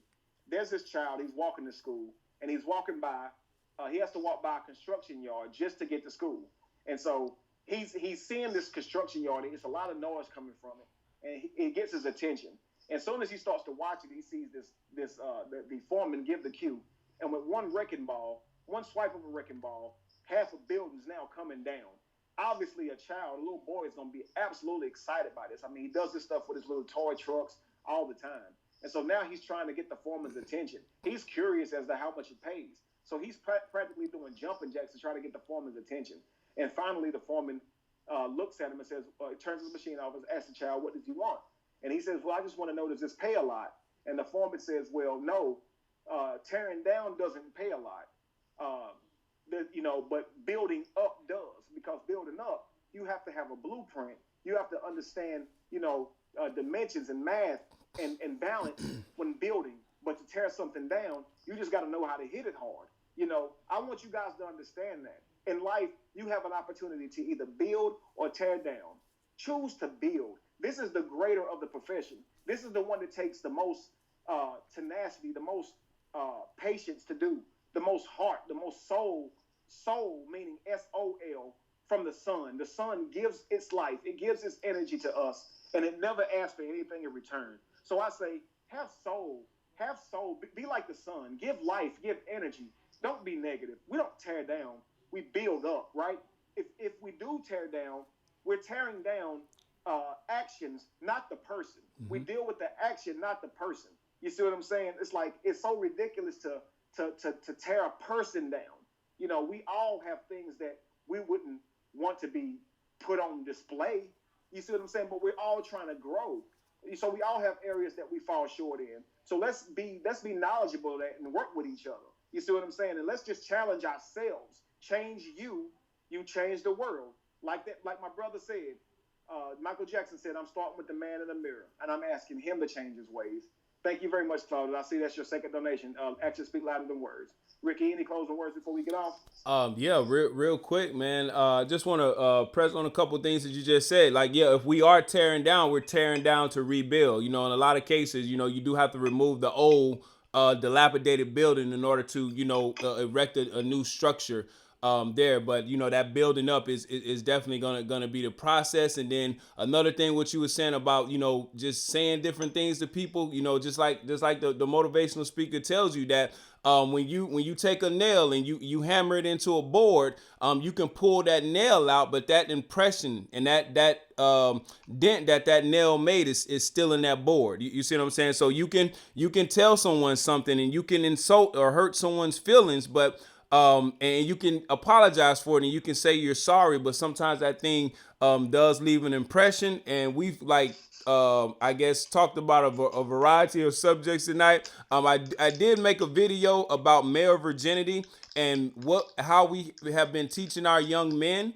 and how to interact with women growing up. Like you said, Kevin, earlier, we're taught as men to not care about our virginity and to lose our virginity as early and as soon as possible. And that has to change, because if we change that type of mindset, then our young men are going to change the way that they deal with women. And then our young women are not going to feel that pressure, that constant pressure to have sex way before they're ready and way before they're even equipped to be thinking about, bringing life into this world. So we have to change the mindset of our young men, and that's going to relieve some of that pressure off of our queens. Okay, so that's all I have to say, man. Man, it was a joy having you with us tonight. Back again, Kevin. All right, so as I always say, the only guys that we need is each other, and the only guy that I need is you, man. And I'm gonna let you take us up out of here, man. All right, I want to say this, guys, before I do my spiel. Make sure you guys are joining Patreon. Please do that. This is exclusive content. So the D program is exclusive Patreon content. Listen, I need support. I need funding to be able to do things, take care of my family and all. So what I'm gonna do is I'm gonna give you guys something exclusive, and hopefully they help a lot of you guys go ahead and support the channel. That of course it comes on, like I said, on Saturdays. It'll be edited video footage. It won't be live like this. It'll be edited video footage that you guys can actually watch. Sometimes it'll be live, so there'll be different things. But just know that it airs every single Saturday, okay, at 9 a.m. Eastern Time. All right. Tell someone about the Truth Factory. Invite somebody to the channel. Share the channel with somebody this week, guys. Let's try to make it a little bit larger. We had a few people watching tonight. Just imagine if we got more people listening to this good information and they're being challenged in this way. We would be making the world a better place, because we're giving more people the opportunity to challenge themselves and be changed. They have to be exposed to the information in order to be able to do anything with the information, y'all. So please help us spread the information. Help us shine the light. And why do I say that? No candle loses its flame by lighting another, right? Be the evolution, or be evolution. Simply be evolution and be the change that you want to see. I love you guys. Look forward to seeing you guys or hearing from you next week. Either way, we'll be on one or the other, video or by phone, but we will be here. I will be here. So I love you guys. I'll talk to you guys throughout the week. Uh, See you guys. Peace. It's hard when you ain't throwing the fingers up. All right, man. We out.